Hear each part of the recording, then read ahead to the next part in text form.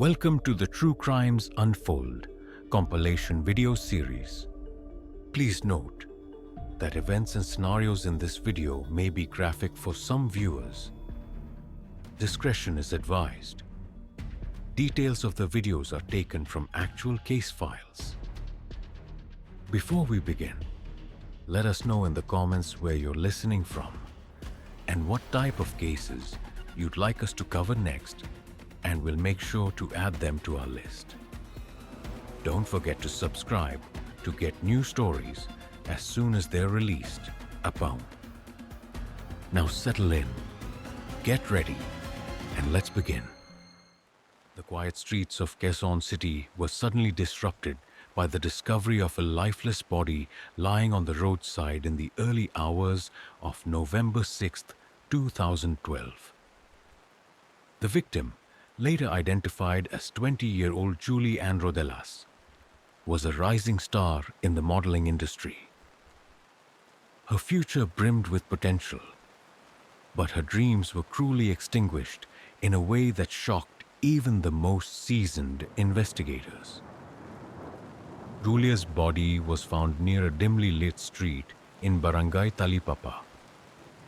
Witnesses reported hearing gunshots earlier in the night, but it wasn't until a passerby stumbled upon her body that the truth became horrifyingly clear. Julie had been shot multiple times, and her body bore signs of a struggle. The scene was haunting. A young woman with so much life ahead of her, left abandoned in the dark.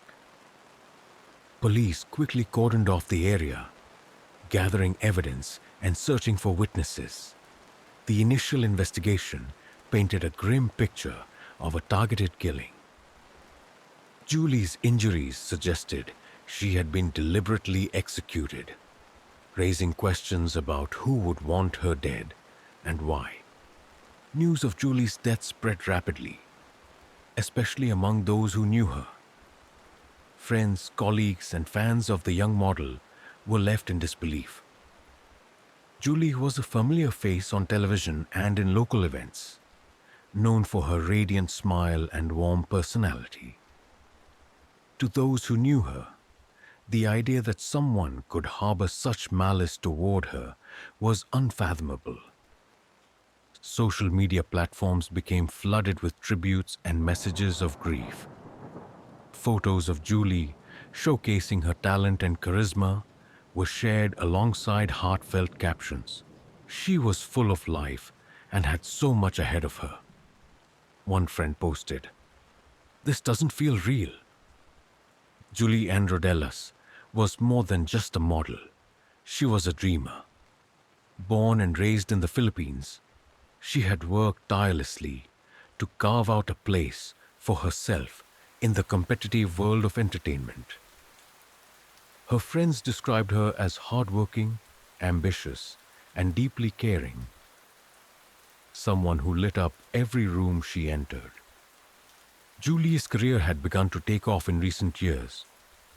She was frequently invited to appear at events and was building a name for herself in the local modeling scene. Despite the challenges she faced, Julie remained focused on her goals, often speaking about her desire to provide for her family and one day become a household name. But Julie's success wasn't without its struggles. Like many young women in the spotlight, she faced the pressures of maintaining a public image while navigating personal challenges. Friends hinted at underlying tensions in her life, though none could have predicted the tragic outcome that awaited her. As investigators worked the scene, they uncovered several critical pieces of evidence. The arrangement of Julie's body suggested that her killers had left her in a hurry. Gunpowder residue found on her clothing confirmed she had been shot at close range, indicating a premeditated act. A search of the area revealed a clue that would later prove pivotal. A crumpled receipt from a nearby McDonald's. Though seemingly insignificant at first, the receipt bore the timestamp of a purchase made shortly before Julie's estimated time of death. Investigators theorized that Julie or her killers had stopped at the fast food restaurant that night, offering a potential lead. CCTV footage from establishments near the crime scene was also collected, though it would take time to analyze. The detectives knew they were racing against the clock. Every hour that passed made it harder to track down the individuals responsible for Julie's death. As the investigation progressed, the public was left grappling with questions about the motives behind Julie's murder. Had she been targeted because of her growing fame? Was there someone in her personal life with a grudge against her? Or was this a random act of violence in a city known for its occasional bursts of crime? The most haunting question of all was one that resonated deeply with those who knew her. Who could have betrayed someone as kind and loving as Julie? Julie's death wasn't just a story of violence. It was a story of trust. Those closest to her described her as someone who valued her friendships deeply, often going out of her way to support those around her. Yet, as detectives would soon discover, it was this very trust that had been exploited in the most devastating way.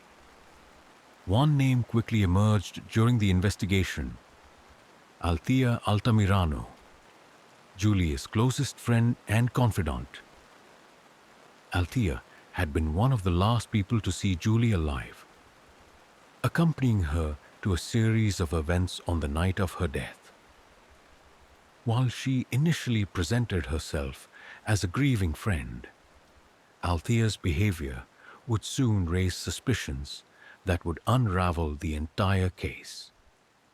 As Julie's family and friends mourned her loss, investigators began to piece together a timeline of her final hours. Interviews with witnesses revealed discrepancies in Althea's account of the night's events, while CCTV footage placed her and Julie at locations Althea had failed to mention. The seeds of doubt had been planted.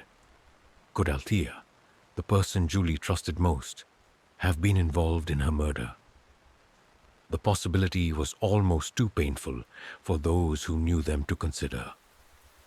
Yet, as the investigation continued, the evidence began to point toward a betrayal so profound that it would shake everyone who had ever been part of Julie's life. The case of Julie Ann Rodellas was just beginning to unfold, but its impact was already profound. Her death served as a chilling reminder of the dangers of misplaced trust and the devastating consequences of jealousy and betrayal. As detectives closed in on the truth, the question loomed: how could a friendship so close have turned into a nightmare so dark? Julie's story was far from over. The investigation that followed would reveal secrets, lies, and motives that no one could have imagined, ultimately painting a picture of a tragedy born out of betrayal. Julie Ann Rodellas wasn't just a model. She was a young woman whose life brimmed with promise and ambition. Born and raised in a modest household in the Philippines, she worked tirelessly to overcome challenges and carve a name for herself in the fiercely competitive modeling and entertainment industry. But behind the camera flashes and bright smiles lay a story of struggle, perseverance, and a friendship that would ultimately lead to her demise. Julie's journey to the spotlight was anything but easy. She grew up in a close-knit family that valued hard work and unity. Her parents supported her dreams of becoming a model, encouraging her to pursue opportunities in the entertainment industry. She wanted to give us a better life, her mother tearfully shared during an interview. Everything she did was for her family. Her friends described her as someone who radiated positivity and determination. Julie wasn't afraid to dream big, often speaking about her plans to expand her career and explore opportunities in television. Her charisma and natural talent earned her roles in small TV segments and modeling gigs, making her a familiar face in local fashion circles. However, life in the spotlight came with its share of challenges. Julie faced the pressures of maintaining her public image while dealing with the uncertainties of an unstable industry.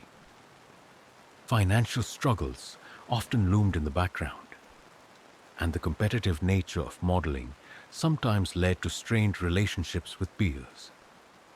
Despite these obstacles, Julie remained focused on her goals, often leaning on her closest friends for support.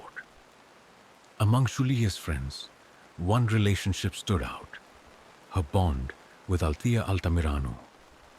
The two women were inseparable, often attending events together and sharing their dreams and frustrations. Julie trusted Althea deeply, confiding in her about personal matters and relying on her for emotional support. To outsiders, their friendship seemed unbreakable, a sisterhood forged in the high-pressure world of modeling. Althea, like Julie, was involved in the entertainment scene, though her career hadn't reached the same heights. Friends noted that Althea often lived in Julie's shadow, an observation that some would later interpret as a source of quiet resentment. Julie was the star, one mutual friend remarked. Althea was always there, but it was clear who people gravitated toward. Despite their differences, Julie's loyalty to Althea never wavered. She invited Althea to join her at events and frequently included her in professional opportunities.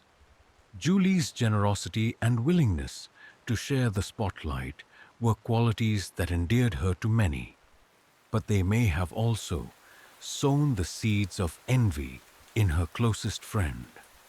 While Julie remained steadfast in her support for Althea, cracks began to form in their friendship. Friends noticed subtle changes in their interactions, moments of tension that seemed out of place in their otherwise close bond. Althea, once a supportive confidant, started exhibiting behaviors that hinted at jealousy and insecurity. There were whispers about Althea making offhand comments about Julie's success, as well as instances where she seemed dismissive of Julie's achievements. It was small things at first, another friend recalled. But over time, you could see it. Althea wasn't happy for Julie the way a true friend should be. Despite these warning signs, Julie remained blind to the growing rift. She continued to trust Althea, believing that their friendship could weather any storm. What Julie didn't realize was that Althea's resentment had been simmering beneath the surface, quietly transforming into something far more dangerous. On the night of November 5th, 2012, Julie and Althea attended a series of events together, as they often did. The evening began like any other, with the two women laughing, chatting, and enjoying the lively atmosphere of Quezon City's social scene. But as the night wore on, the mood began to shift. Witnesses later reported that Julie and Althea had been seen arguing at one of the events. The topic of their disagreement remained unclear, but those who saw them described it as heated, with Julie looking visibly upset. Despite the tension, the two left the venue together, with Althea assuring others that everything was fine. It would be the last time anyone saw Julie alive. In the hours following Julie's disappearance, Althea's behavior raised immediate suspicions. She returned home later that night, acting as though nothing was amiss, and even posted on social media about the events they had attended. When questioned by friends and family about Julie's whereabouts, Althea feigned concern, claiming she had no idea what had happened. She was convincing at first, one friend admitted. She cried. She talked about how scared she was. But there was something off, something we couldn't put our finger on. The truth began to unravel when police interviewed Althea as part of their investigation. Her account of the night's events was riddled with inconsistencies, and her emotional outbursts felt rehearsed rather than genuine. It wasn't long before detectives began to suspect that Althea knew more about Julie's disappearance than she was letting on. As investigators delved deeper, they uncovered troubling details about Althea's past. Friends and acquaintances came forward with stories of Althea's manipulative behavior, including instances where she had used others for personal gain. While these accounts didn't directly link her to Julie's murder, they painted a picture of someone who was willing to betray those closest to her when it suited her interests. One chilling revelation came from a mutual friend who recounted an incident in which Althea had joked about knowing secrets that could ruin Julie's career. At the time, it was dismissed as harmless banter, but in the context of the investigation, it took on a more sinister tone. What could drive someone to betray their closest friend in such a brutal way? Investigators began piecing together a motive rooted in jealousy, resentment, and greed. Althea, struggling to establish herself in the modeling world, may have viewed Julie's success as a reminder of her own shortcomings. Her envy, coupled with financial struggles and personal insecurities, created a toxic cocktail of emotions that ultimately led to betrayal. Further evidence suggested that Althea's motives weren't purely emotional. Detectives uncovered text messages between Althea and a group of accomplices, hinting at a planned abduction. These messages revealed discussions about money, power, and control, raising questions about whether Julie's murder was part of a larger scheme. By the time police confronted Althea with the evidence, her facade had begun to crack. The woman, who had once been Julie's closest ally, now stood accused of orchestrating her murder. A betrayal so profound that it left Julie's family and friends reeling. For Julie, trust had been her greatest strength, but also her greatest vulnerability. The bond she had cherished with Althea had turned deadly, leaving a void that could never be filled. As the investigation progressed, the world would learn the full extent of Althea's betrayal and the heartbreaking consequences of misplaced trust. As investigators dug deeper into Julianne Rodelas' tragic murder, they began to uncover a web of deceit and betrayal more twisted than anyone could have imagined. At the center of this web was her closest friend, Althea Altamirano, whose actions would shock those who knew them both. What began as a routine investigation into a senseless killing evolved into a chilling tale of jealousy, manipulation, and greed. From the outset, detectives were determined to uncover the truth behind Julie's death. Initial leads pointed to a deliberate and calculated crime, not a random act of violence. The evidence found at the scene, the gunshot wounds, the hurried disposal of Julie's body, and the absence of any robbery suggested a targeted attack. The investigators were left to answer two critical questions. Who wanted Julie dead and why? Witness interviews and surveillance footage quickly turned the spotlight on Althea. As Julie's best friend and one of the last people to see her alive, Althea's account of the night became a focal point of the investigation. However, as detectives began to scrutinize her story, inconsistencies emerged, casting doubt on her version of events. During her initial statement to police, Althea claimed that she and Julie had parted ways shortly after leaving the event they attended together. She expressed concern and grief over Julie's disappearance, painting herself as a distraught friend, desperate for answers. However, surveillance footage from a nearby McDonald's revealed a different story. The footage showed Julie and Althea entering the fast food restaurant together late that night. They appeared to be arguing, their body language tense and confrontational. This contradicted Althea's claim that they had separated earlier. Furthermore, the timestamp on the McDonald's receipt found at the crime scene matched the time frame of Julie's final known whereabouts, placing both women together far later than Althea admitted. When confronted with this evidence, Althea faltered.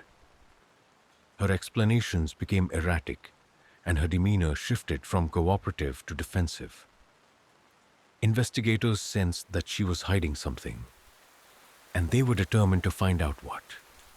The breakthrough came when police traced communications between Althea and two other individuals, later identified as Marvin and Brian. Phone records revealed a series of calls and text messages exchanged between the three in the days leading up to Julie's murder.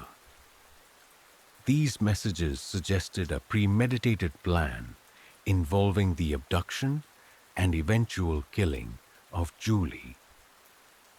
When Marvin and Brian were apprehended and brought in for questioning, the pieces of the puzzle began to fall into place. Faced with mounting evidence, Marvin confessed to his involvement in the crime, implicating Althea as the mastermind. According to his account, Althea had orchestrated the abduction, convincing Marvin and Brian to assist her in carrying out the plan.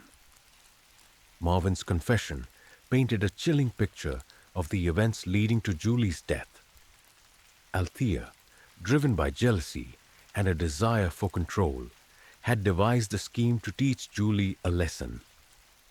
She enlisted Marvin and Brian, promising them financial compensation in exchange for their participation. The plan was simple but sinister. Lure Julie into a false sense of security, abduct her, and intimidate her into submission. However, as the plan unfolded, it spiraled out of control. Marvin revealed that Althea had grown increasingly erratic as the night progressed, pressuring them to escalate the situation. What had initially been framed as an act of intimidation culminated in Julie's murder.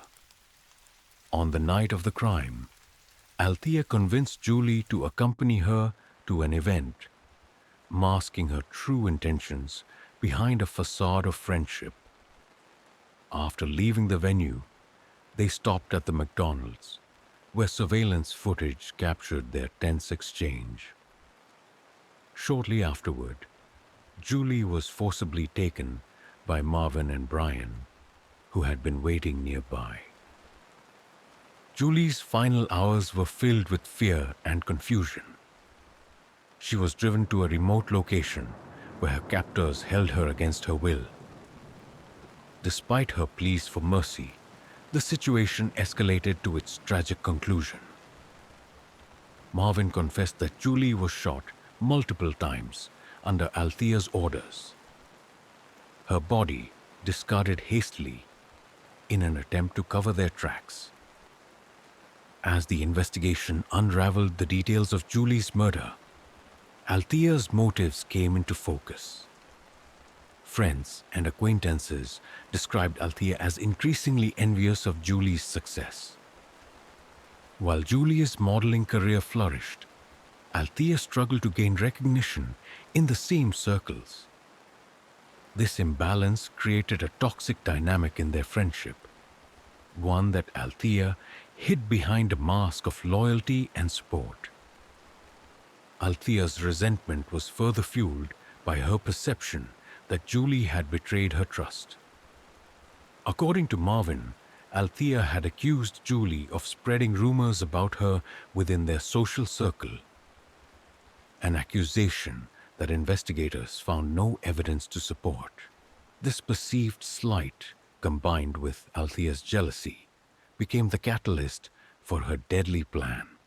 Armed with confessions from Marvin and Brian, as well as evidence linking Althea to the crime, police moved swiftly to arrest her. The news of Althea's involvement sent shockwaves through the community. Those who knew Julie and Althea struggled to reconcile the betrayal with the friendship they had witnessed. Julie's family, already devastated by her death, was left grappling with the knowledge that someone she had trusted so deeply had orchestrated her murder. She was like a sister to Julie, her mother said in an emotional statement. How could she do this? The public outcry was immediate and intense. Social media became a platform for both grief and outrage, with hashtags like Bars Justice for Julie and Betrayal of Trust trending as people demanded accountability for those involved. Althea's image as the grieving friend was shattered, replaced by one of a manipulative figure whose actions had destroyed lives. As the case against Althea and her accomplices moved forward, it became a stark reminder of the complexities of trust and the devastating consequences of jealousy. Julie's story resonated deeply with people across the Philippines, sparking conversations about the nature of friendships, the dangers of unchecked envy, and the importance of recognizing toxic dynamics. For Julie's loved ones, the betrayal was a wound that would never fully heal. Her death had robbed them of a vibrant and caring soul, someone who had touched countless lives with her kindness and ambition. As the trial loomed, their focus shifted to ensuring that Julie's memory would be honored and that justice would be served. The betrayal that led to Julie Ann Rodella's death was a tragic reminder of how trust can be weaponized in the most devastating ways. Yet, even in the face of such darkness, Julie's story became a rallying cry for those who knew her, a call to honor her legacy and fight for a world where no one else would have to endure the pain of such a profound betrayal. The investigation into Julie Ann Rodella's murder quickly transformed from a tragic case into a shocking tale of betrayal and premeditation. As evidence mounted, a picture of manipulation, jealousy, and cold-blooded murder emerged, revealing a crime orchestrated by someone Julie had trusted most, her closest friend, Althea Altamirano. Detectives worked tirelessly to reconstruct the events leading up to Julie's murder. CCTV footage, phone records, and witness testimonies provided a clear timeline of the crime, though the motives behind such a heinous act were harder to comprehend. Every piece of evidence uncovered added to the chilling narrative of how Althea had turned Julie's trust into a deadly weapon. The McDonald's receipt found near Julie's body was one of the first crucial pieces of evidence. Investigators determined that the receipt matched a transaction made shortly before Julie's death, placing both her and Althea at the restaurant that night. CCTV footage confirmed their presence and captured their tense exchange. Althea, who initially claimed she and Julie had separated earlier in the evening, was now caught in a lie. Additional footage from nearby establishments showed Althea meeting with two men, later identified as Marvin and Brian, shortly after leaving the restaurant. This meeting became the linchpin in the investigation, pointing to a coordinated effort between Althea and her accomplices. Forensic analysis of Althea's phone revealed damning evidence. Investigators uncovered a series of messages exchanged between Althea, Marvin, and Brian, outlining a detailed plan to abduct and intimidate Julie. The messages, filled with callous language, discussed logistical details, such as the location of the abduction, transportation arrangements, and even the division of money promised to Marvin and Brian for their participation. One chilling message from Althea read, "Make sure she learns her lesson. She needs to pay for what she did." Though vague, the context of the investigation left little doubt that the message referred to Julie. The language and tone of the messages painted Althea as the ringleader, manipulating her accomplices into carrying out her twisted plan. Phone records also placed Althea at the crime scene during the critical hours of the night. Coupled with the physical evidence and her inconsistent statements, it became clear that Althea was far more than a passive participant in Julie's death. Marvin and Brian, apprehended shortly after Althea's arrest, quickly became key witnesses in the case. Under interrogation, both men admitted their involvement in the crime, but pointed to Althea as the mastermind. Their confessions aligned with the evidence gathered by detectives, painting a cohesive and horrifying picture of the events. According to Marvin, Althea had approached him weeks before the murder, offering him a substantial sum of money to help her send a message to Julie. He claimed that Althea had portrayed Julie as a backstabber who had spread damaging rumors about her, framing the abduction as a way to teach her a lesson. Brian, who was brought in by Marvin to assist, echoed this account, adding that Althea's demeanor had been cold and calculating throughout the planning process. Both men admitted to forcibly taking Julie from the car Althea had used to lure her. They described how Julie had pleaded for her life, confused and terrified by the betrayal. Marvin and Brian confessed that Althea had pressured them to kill Julie, a decision they claimed they hadn't initially agreed to, but ultimately carried out under her direction. The details of Julie's final moments, as recounted by Marvin and Brian, were devastating.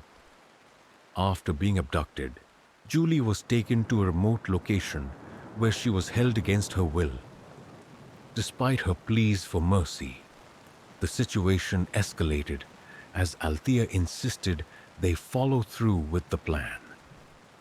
Marvin revealed that Althea had grown increasingly agitated during the night, urging them to finish it before anyone could trace the crime back to her. Under pressure, Marvin and Brian shot Julie multiple times, leaving her lifeless body on the roadside. They hastily disposed of any evidence they could and fled the scene, believing they had covered their tracks. For investigators, hearing these details was both heartbreaking and infuriating. Julie's death had been entirely avoidable, a result of petty jealousy and senseless cruelty. The fact that it had been orchestrated by someone she trusted made it all the more tragic. When police confronted Althea with the evidence, her response was a mix of denial and deflection. She insisted that she had no knowledge of the crime and claimed that Marvin and Brian were framing her to save themselves. However, her attempts to distance herself from the murder crumbled under the weight of the evidence. The messages on her phone, her presence at key locations, and the confessions from her accomplices painted an irrefutable picture of her involvement. When detectives revealed that Marvin and Brian had implicated her as the mastermind, Althea broke down. Though she continued to deny her role in Julie's death, public outrage grew as news of Althea's arrest spread. The betrayal at the heart of the case struck a chord with people across the Philippines, who struggled to comprehend how a friendship could lead to such a horrific crime. Social media was flooded with posts condemning Althea's actions and calling for justice for Julie. The hashtag #DarkJusticeForJulie trended for weeks as the public rallied around Julie's grieving family. With Althea and her accomplices in custody, prosecutors began building their case. The evidence against them was overwhelming, but the emotional weight of the trial would be immense. For Julie's family, attending the proceedings meant reliving the pain of her loss, but they remained resolute in their pursuit of justice. The case against Althea hinged on proving her role as the mastermind. Prosecutors emphasized the premeditated nature of the crime, using the text messages, phone records, and witness testimonies to establish her intent. Marvin and Brian's confessions, though self-serving, provided critical insight into Althea's manipulative tactics and her insistence on escalating the plan. As the trial approached, Julie's family and friends worked to honor her memory. Vigils were held in her honor, with community members gathering to share stories of her kindness and ambition. Julie's mother spoke at one event, her voice breaking as she described the loss of her daughter. "She was our light," she said. "We'll never understand why this happened, but we will fight to make sure she's remembered." The betrayal by Althea was a wound that cut deep, not just for Julie's loved ones, but for everyone who had followed the case. It was a reminder of the complexities of trust and the devastating consequences of jealousy left unchecked. For those who had known Julie, the trial was not just about justice. It was about ensuring that her story would serve as a warning and a call for change. Meaning, as the legal battle unfolded, the public grappled with the broader implications of Julie's death. Her story became a focal point for discussions about toxic relationships, the pressures of the entertainment industry, and the importance of recognizing red flags in friendships. Advocacy groups used her case to raise awareness about the dangers of jealousy and manipulation, emphasizing the need for vigilance and support in personal relationships. Julie's death was a tragedy, but her story would not be forgotten. As the trial drew near, the world braced for the revelations to come, knowing that the truth, no matter how painful, was the first step toward healing and justice. The trial of Althea Altamirano and her accomplices, Marvin and Brian, became one of the most closely followed cases in the Philippines. The betrayal, the shocking details of Julie and Rodella's murder, and the tragic loss of a young life captured the nation's attention. For Julie's family, the courtroom was a place of heartbreak and resilience, a chance to ensure that justice would be served for their beloved daughter and sister.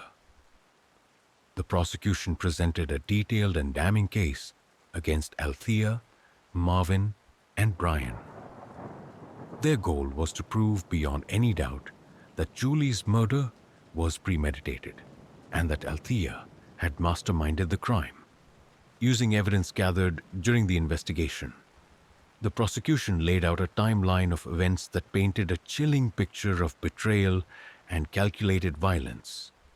One of the most compelling pieces of evidence was the series of text messages exchanged between Althea and her accomplices. The messages presented in court revealed Althea's detailed instructions for Julie's abduction and her insistence that her friend needed to be taught a lesson. The cold and matter-of-fact tone of these messages shocked the courtroom, leaving no question about Althea's role as the architect of the crime. The prosecution also relied on CCTV footage that captured Julie and Althea together on the night of the murder. The footage showed the tense exchange at McDonald's, followed by Althea meeting with Marvin and Brian shortly after. Combined with phone records placing Althea at key locations, the evidence left little room for doubt about her involvement. The most powerful moments came from the confessions of Marvin and Brian, who both took the stand to testify against Althea. They described how she had manipulated them, framing the plan as a necessary act of retribution. Their accounts were consistent with the evidence, reinforcing the narrative that Althea had orchestrated the crime while they carried out her orders. Althea's defense team faced an uphill battle. With overwhelming evidence against their client, their strategy focused on shifting blame to Marvin and Brian, painting Althea as a victim of circumstance rather than the mastermind. They argued that Althea had been coerced into the crime and had no intention of harming Julie. Althea herself took the stand, shedding tears as she claimed that she had been manipulated by Marvin and Brian. She insisted that she had no idea the plan would escalate to murder and portrayed herself as a scapegoat for the real perpetrators. "I trusted the wrong people," she said, her voice trembling. "I would never hurt Julie." However, her performance was unconvincing. The prosecution highlighted inconsistencies in her testimony, comparing her claims to the text messages and witness accounts that contradicted her version of events. Her demeanor, described by many as overly rehearsed, further undermined her credibility in the eyes of the jury. One of the most emotional moments of the trial came when Julie's family took the stand to share the impact of her loss. Julia's mother, visibly shaken but resolute, spoke about the bright future her daughter had been working toward and the devastating void her death had left. "Julie was our hope," she said through tears. "She worked so hard to make a better life for us. We will never understand why someone she trusted could do this to her." Friends and colleagues of Julie also testified, describing her as a kind and ambitious young woman who had touched countless lives. Their testimonies served as a stark reminder of the human cost of Althea's betrayal, reinforcing the prosecution's argument that Julie's murder was an act of jealousy and malice. After weeks of testimony, cross-examinations, and emotional revelations, the jury retired to deliberate. The courtroom fell silent as everyone awaited the outcome, the weight of the case pressing heavily on Julie's family and the public. The evidence against Althea, Marvin, and Brian was overwhelming, but the final decision rested in the hands of the jury. When the jury returned, their verdict was unanimous. guilty on all counts. Althea was convicted of masterminding Julie's murder, while Marvin and Brian were found guilty of carrying out the crime. The judge, in delivering the sentences, condemned their actions as a betrayal of the highest order and an affront to the very idea of trust. Althea received a life sentence without the possibility of parole, a punishment that reflected the gravity of her role in orchestrating the crime. Marvin and Brian, whose cooperation and confessions had been taken into account, were each sentenced to 40 years in prison. For Julie's family, the verdict brought a measure of closure, but no real solace. The pain of losing Julie, compounded by the betrayal that led to her death, was a wound that would never fully heal. "Justice has been served," Julie's mother said outside the courtroom, "but it doesn't bring my daughter back." The public reaction to the verdict was one of relief and vindication. Social media platforms were flooded with messages of support for Julie's family and condemnation of Althea's actions. The hashtags Justice for Julie and Betrayal of Trust trended once again as people reflected on the lessons of the case. The trial sparked widespread conversations about the complexities of friendship, jealousy, and trust. Advocacy groups used Julie's story as a platform to raise awareness about toxic relationships and the dangers of unchecked envy. Workshops and community forums were organized to educate young people about recognizing red flags in friendships and maintaining healthy boundaries. For many, the case was a sobering reminder of how seemingly close relationships could mask hidden resentments. "This isn't just about Julie," one advocate said during a panel discussion. "It's about understanding how trust can be exploited and how we can protect ourselves and others from harm." In the years following the trial, Julie's family and friends worked to honor her memory through initiatives aimed at empowering young women and fostering healthy relationships. The Julie Rodelas Foundation was established to provide scholarships for aspiring models and support for victims of domestic and relational abuse. The foundation's mission was clear: to ensure that Julie's story would inspire change and prevent others from experiencing similar tragedies. Through its efforts, the foundation helped countless individuals find the strength to pursue their dreams and recognize their worth, carrying forward the light that Julie had brought into the world. Julie's death was a tragedy that revealed the darkest sides of human nature, but it also served as a powerful reminder of resilience and the importance of justice. Her story became a cautionary tale about the dangers of jealousy and manipulation, as well as a testament to the enduring strength of those who loved her. As the community reflected on the case, one message resonated above all: trust is a gift, one that should be cherished and protected. For Julie's family, ensuring that her legacy lived on was the greatest tribute they could offer to a life taken far too soon. The tragic death of Julie Ann Rodelas left a lasting impact not only on her family and friends, but also on the community and the nation at large. Her story, one of betrayal, ambition, and an untimely end, resonated deeply with people from all walks of life. As the years passed, Julie's memory became a rallying point for change, a call to action to address the darker aspects of human relationships and ensure that her death was not in vain.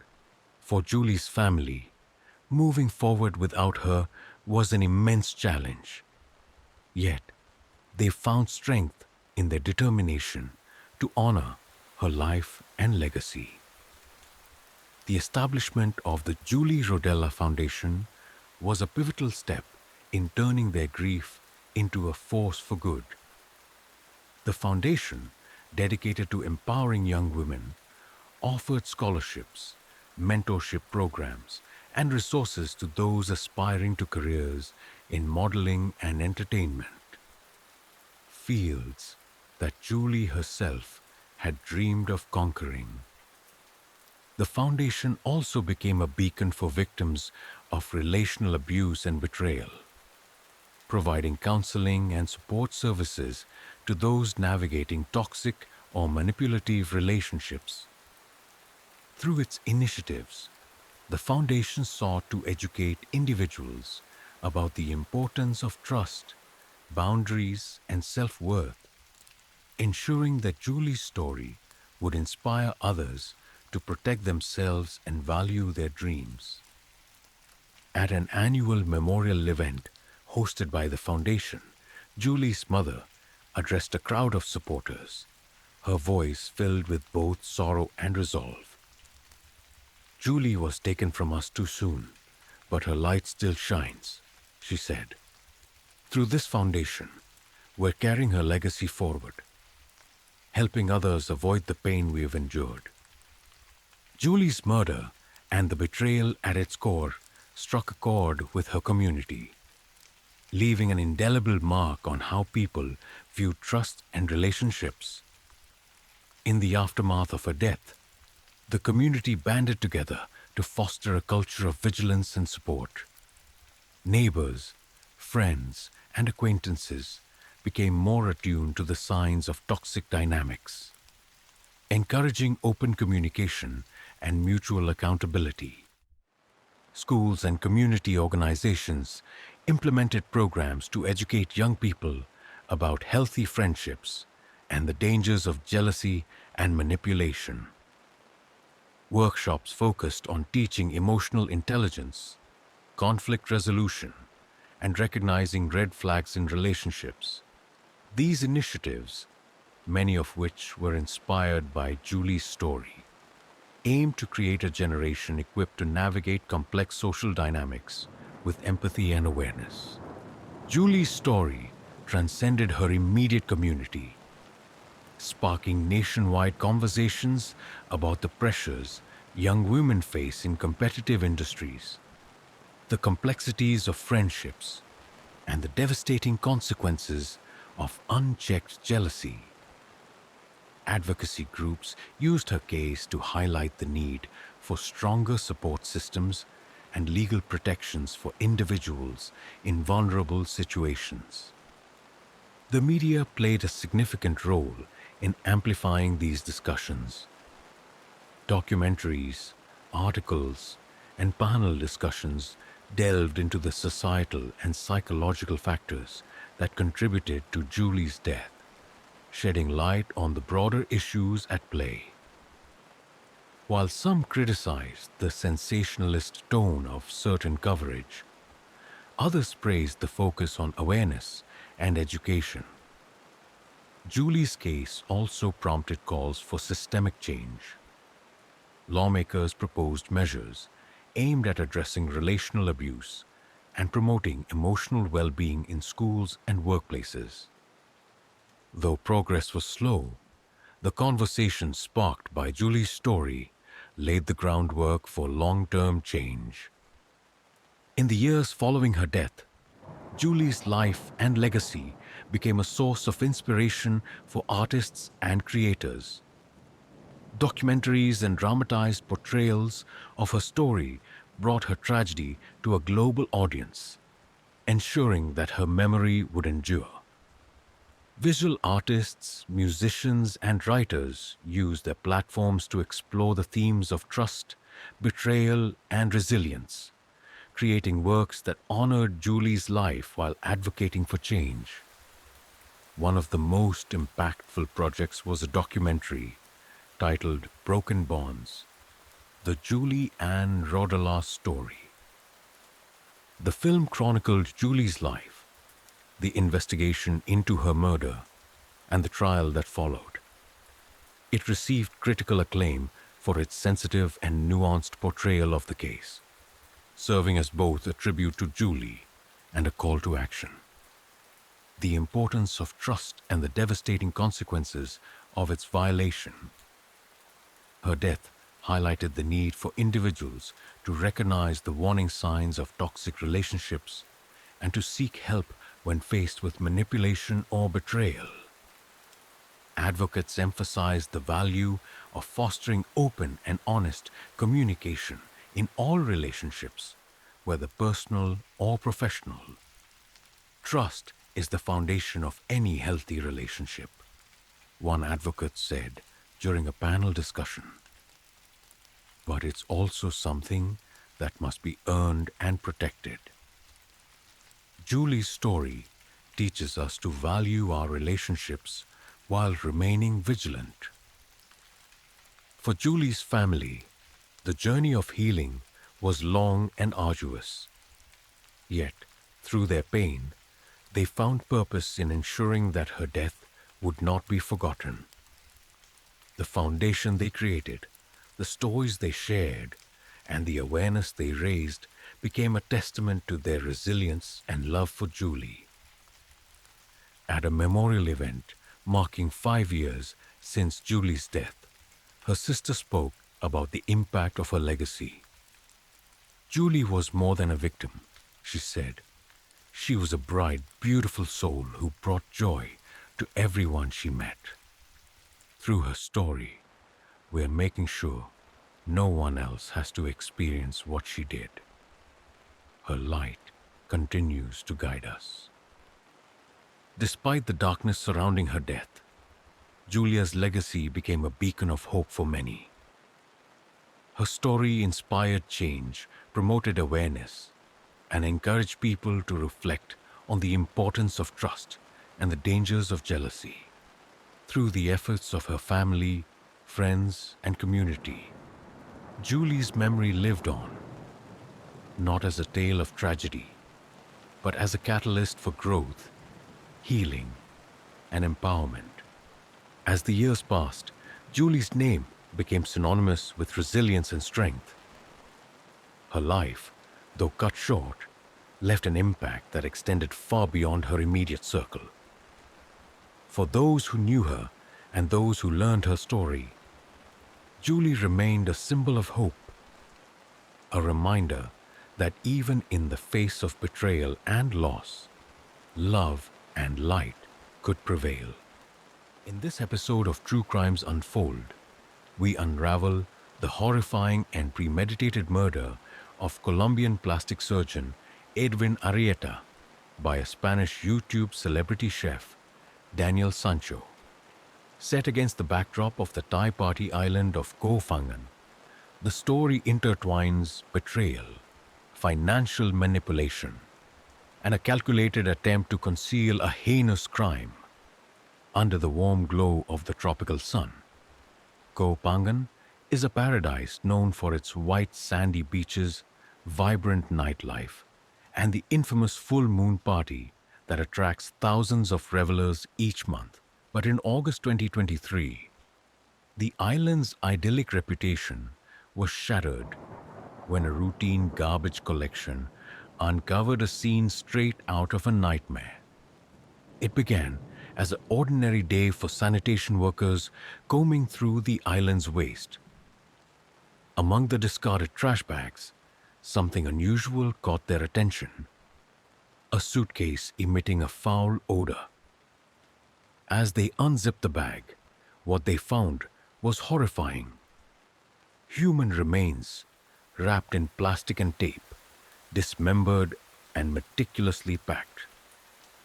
The workers immediately alerted local authorities, who cordoned off the area and began their investigation.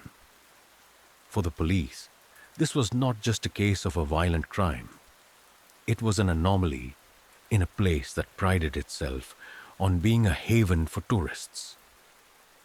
Questions swirled as investigators sifted through the evidence. Who was the victim? Who could have committed such a heinous act? and why? Initial forensic analysis determined that the remains belonged to a male, but identifying the victim proved challenging.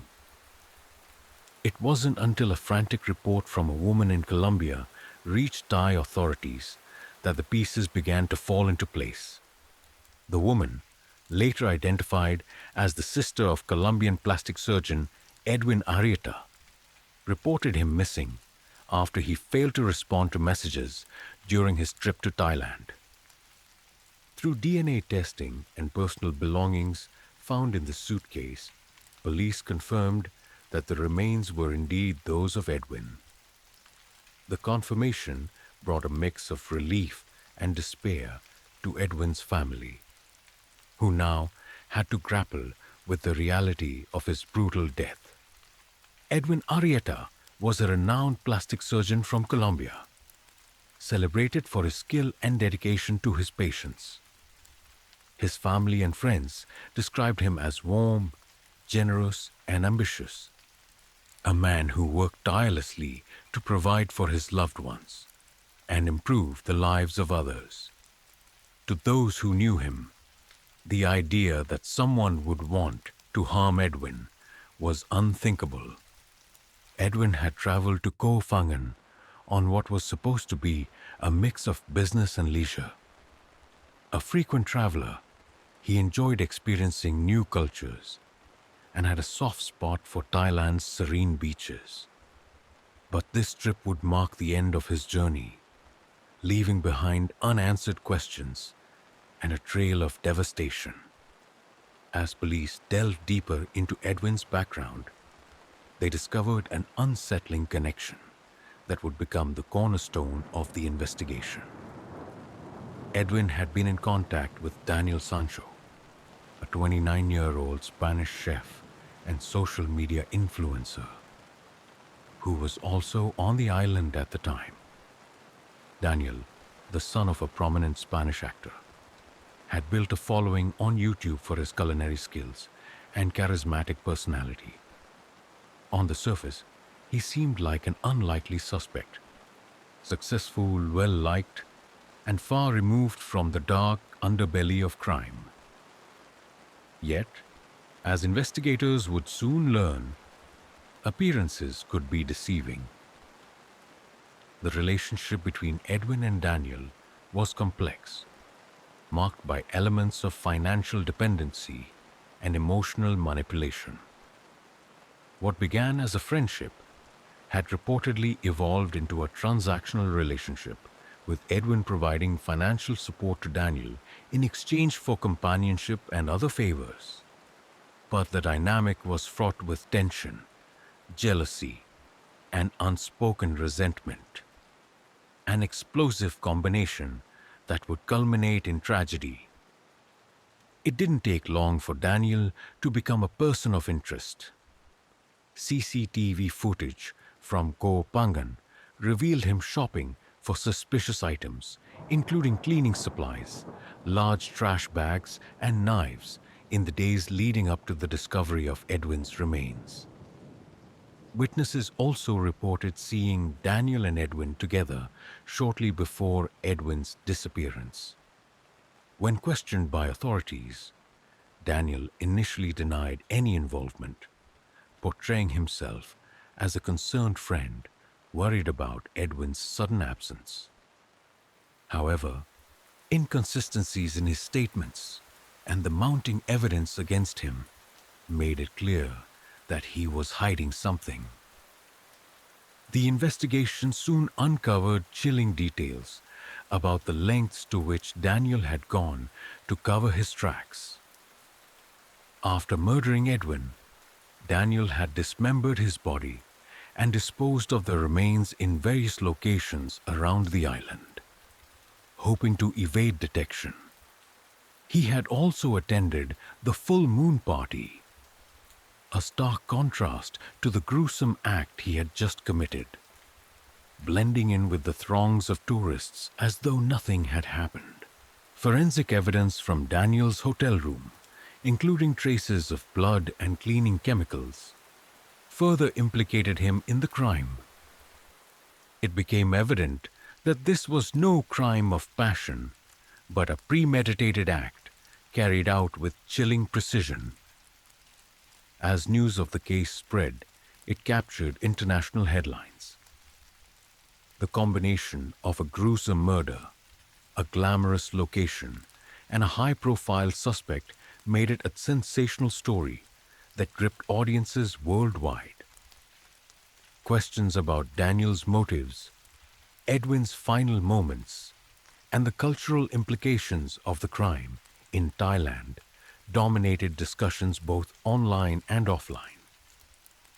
For the people of Koh Phangan, the murder was a grim reminder of the dark side of their paradise island. A stark contrast to the image of sun-soaked beaches and carefree celebrations that the world associated with the place. With Edwin's identity confirmed and Daniel in custody, the stage was set for a dramatic legal battle. But for Edwin's family, the focus was not just on justice. It was on ensuring that Edwin's memory would not be overshadowed by the brutality of his death. He was a good man, his sister said in an emotional statement. He didn't deserve this. As the investigation continued, more shocking details about the crime and the relationship between Edwin and Daniel would come to light, unraveling a story of trust betrayed and lives destroyed. The world braced itself for answers, knowing that the truth would be as devastating as the crime itself. The murder of Edwin Arrieta sent shockwaves across the world, not only for its brutality, but also for the complex relationship at its core. Edwin, a successful and respected plastic surgeon from Colombia, and Daniel Sancho, a young Spanish YouTube celebrity chef, seemed to come from entirely different worlds. Yet, their paths crossed in a way that would ultimately lead to tragedy. Born in Colombia, Edwin Arrieta was the embodiment of hard work and ambition. He had risen through the ranks of the medical field to become a renowned plastic surgeon, known for his precision, professionalism, and compassion. His clinic attracted clients from all walks of life, many of whom lauded him for his ability to transform not just their appearances, but also their confidence. Beyond his career, Edwin was a devoted family man. He often spoke of his love for his parents and siblings, emphasizing his desire to give back to the family that had supported him throughout his journey. Those close to him described him as warm and generous, someone who could light up a room with his smile and genuine interest in others. Edwin's trips to Thailand were a blend of business and pleasure. He was fascinated by the country's culture and beauty, often combining work commitments with leisure. For Edwin, Koh Phangan represented an escape, a chance to unwind in a paradise far removed from the demands of his professional life. It was during one of these trips that he met Daniel Sancho, a meeting that would irrevocably alter the course of both their lives. Daniel Sancho was no stranger to the spotlight. As the son of famed Spanish actor Rodolfo Sancho, Daniel had grown up in a world of privilege and public attention. Carving out his own path, he leveraged his charm and passion for cooking to build a successful YouTube channel where he showcased his culinary talents. His channel attracted a loyal following, earning him the title of a rising star in the influencer world. But behind the camera, Daniel's life was far more complicated. Friends described him as charismatic but restless, someone who thrived on attention but struggled with direction. Despite his public success, Daniel reportedly dealt with financial instability, relying heavily on his family's support to maintain his lifestyle. Daniel's trips to Thailand were frequent, drawn by the island's vibrant party scene and the promise of adventure. Koh Phangan, with its iconic full moon parties and laid back atmosphere, was a favorite destination. It was here that he encountered Edwin, a meeting that would lead to an entanglement neither could have foreseen. The relationship between Edwin and Daniel began as a friendship, but quickly evolved into something more complicated. Reports suggest that Edwin was drawn to Daniel's charm and vibrant personality, while Daniel saw Edwin as a source of financial stability. The dynamic between the two was transactional at its core, with Edwin reportedly supporting Daniel financially in exchange for companionship and intimacy. While the specifics of their arrangement remain unclear, it's evident that the relationship was fraught with tension. Edwin's generosity, though well-intentioned, may have created a power imbalance that Daniel struggled to navigate. Meanwhile, Daniel's reliance on Edwin fostered a sense of resentment, as he felt increasingly trapped by the expectations placed upon him. Friends of Edwin noted that he was open about his feelings for Daniel, describing him as someone he cared deeply for, despite the challenges in their relationship. For Edwin, the connection seemed genuine, even if it was complicated. However, for Daniel, the relationship appeared to be a means to an end, a way to sustain his lifestyle while pursuing his own interests. As their relationship deepened, so did the cracks in its foundation. The financial support Edwin provided became a point of contention, with Daniel reportedly expressing frustration over what he perceived as control. Tensions reached a boiling point during their trip to Koh Phangan in August 2023, where they had planned to spend time together amidst the island's tropical beauty. Witness accounts and messages exchanged between the two reveal a relationship on the brink. Arguments over money, jealousy, and unfulfilled promises painted a picture of a partnership that was unraveling. Edwin, ever the optimist, seemed determined to resolve their issues, while Daniel grew increasingly distant. In the days leading up to the murder, Daniel's behavior raised alarms. CCTV footage captured him shopping for items that would later be used in the crime: knives, trash bags, and cleaning supplies. His demeanor was calm and methodical, betraying none of the turmoil that would soon unfold. On the evening of Edwin's death, the two were seen dining together at a beachfront restaurant. Witnesses described the atmosphere as tense, with Edwin appearing subdued and Daniel unusually animated. What transpired after they left the restaurant remains the subject of speculation, but investigators believe that an argument escalated into violence. Forensic evidence suggests that Edwin was attacked in Daniel's hotel room where the murder took place.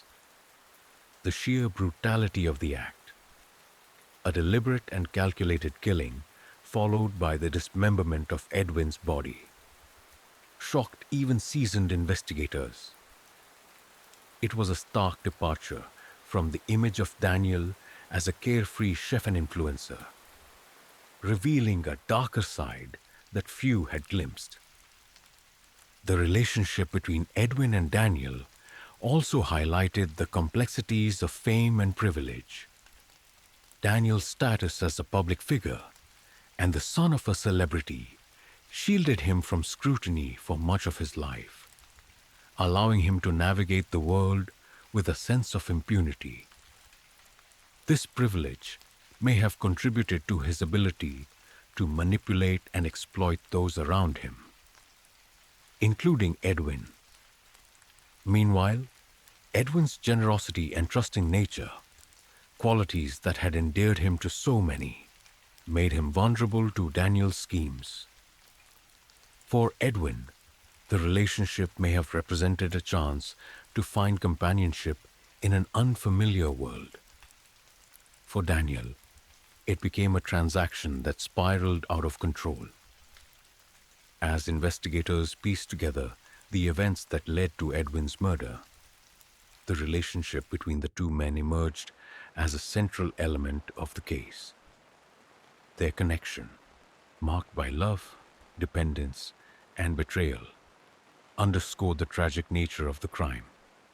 What began as an unlikely friendship turned toxic, leaving one man dead and the other facing a future defined by his actions.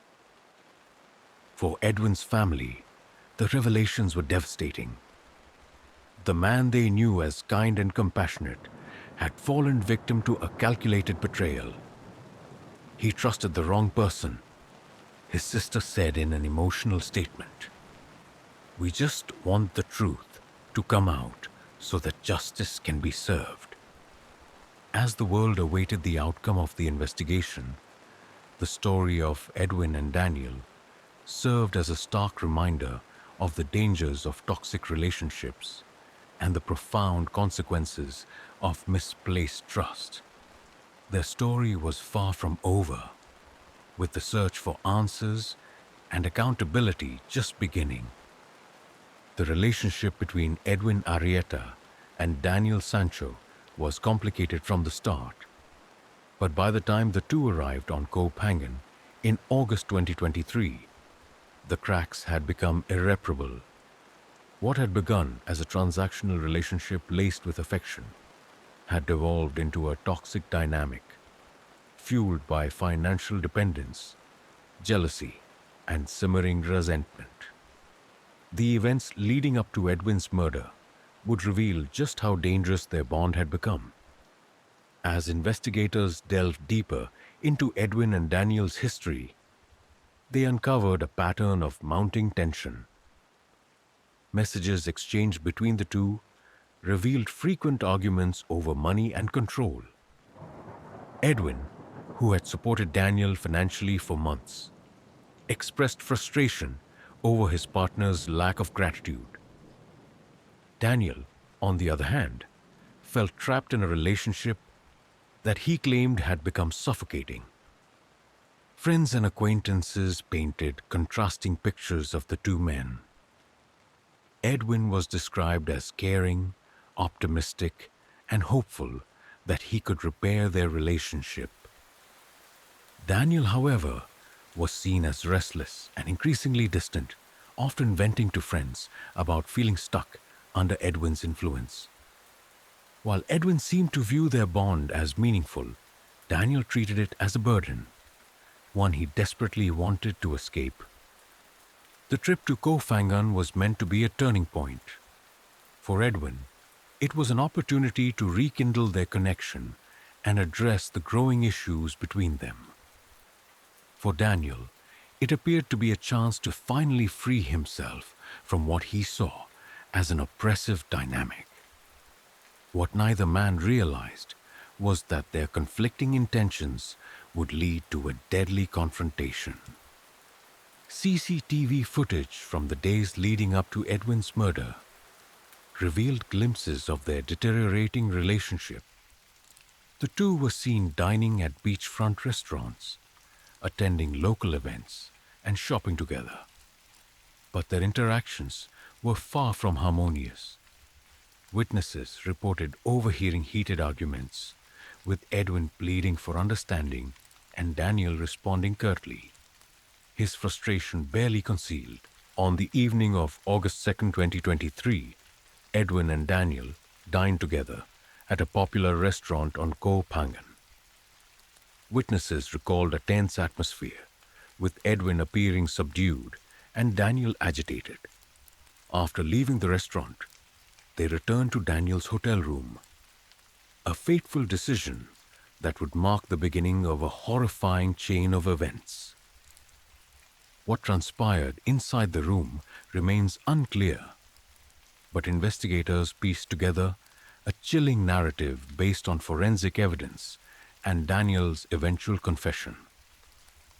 An argument erupted between the two, escalating quickly into violence.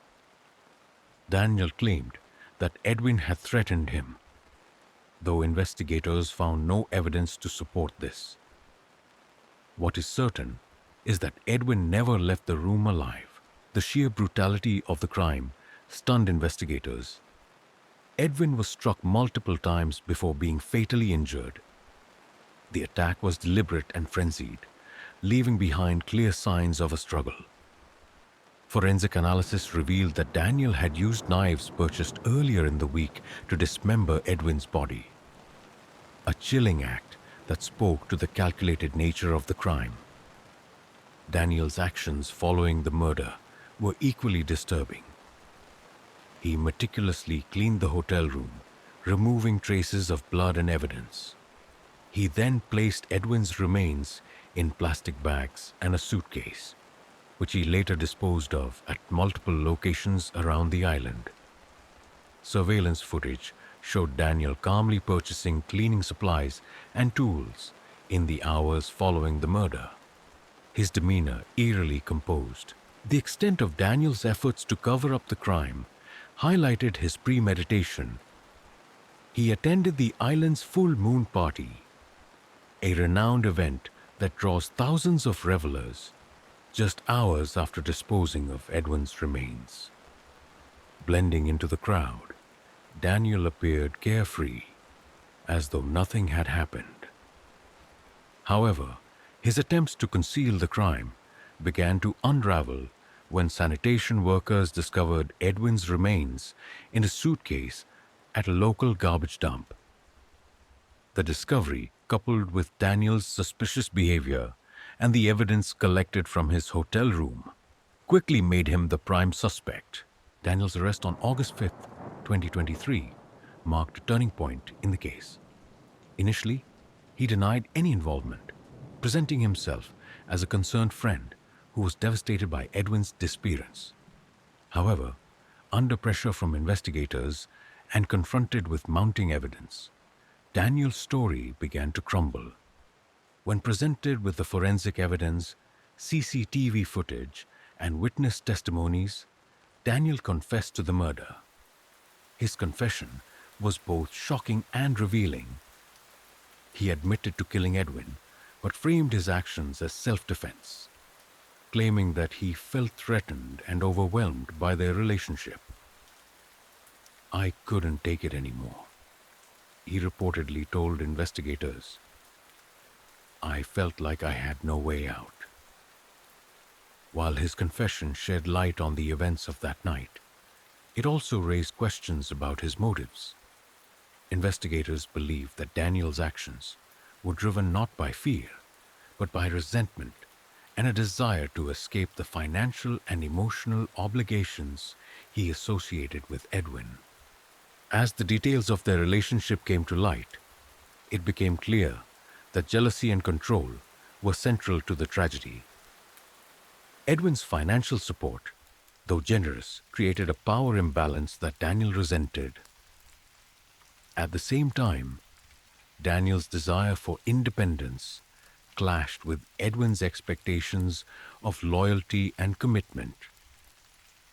Their conflicting needs and unspoken frustrations created a toxic environment that ultimately erupted into violence. For Edwin, the relationship represented a source of companionship and hope. For Daniel, it became a symbol of entrapment, one he felt compelled to escape at any cost. The murder of Edwin Arrieta was a tragedy on multiple levels. It marked the loss of a talented and kind-hearted individual whose life had touched many. It also highlighted the dangers of toxic relationships and the devastating consequences of unchecked resentment and jealousy. For Edwin's family, the betrayal by someone he trusted was an unbearable blow.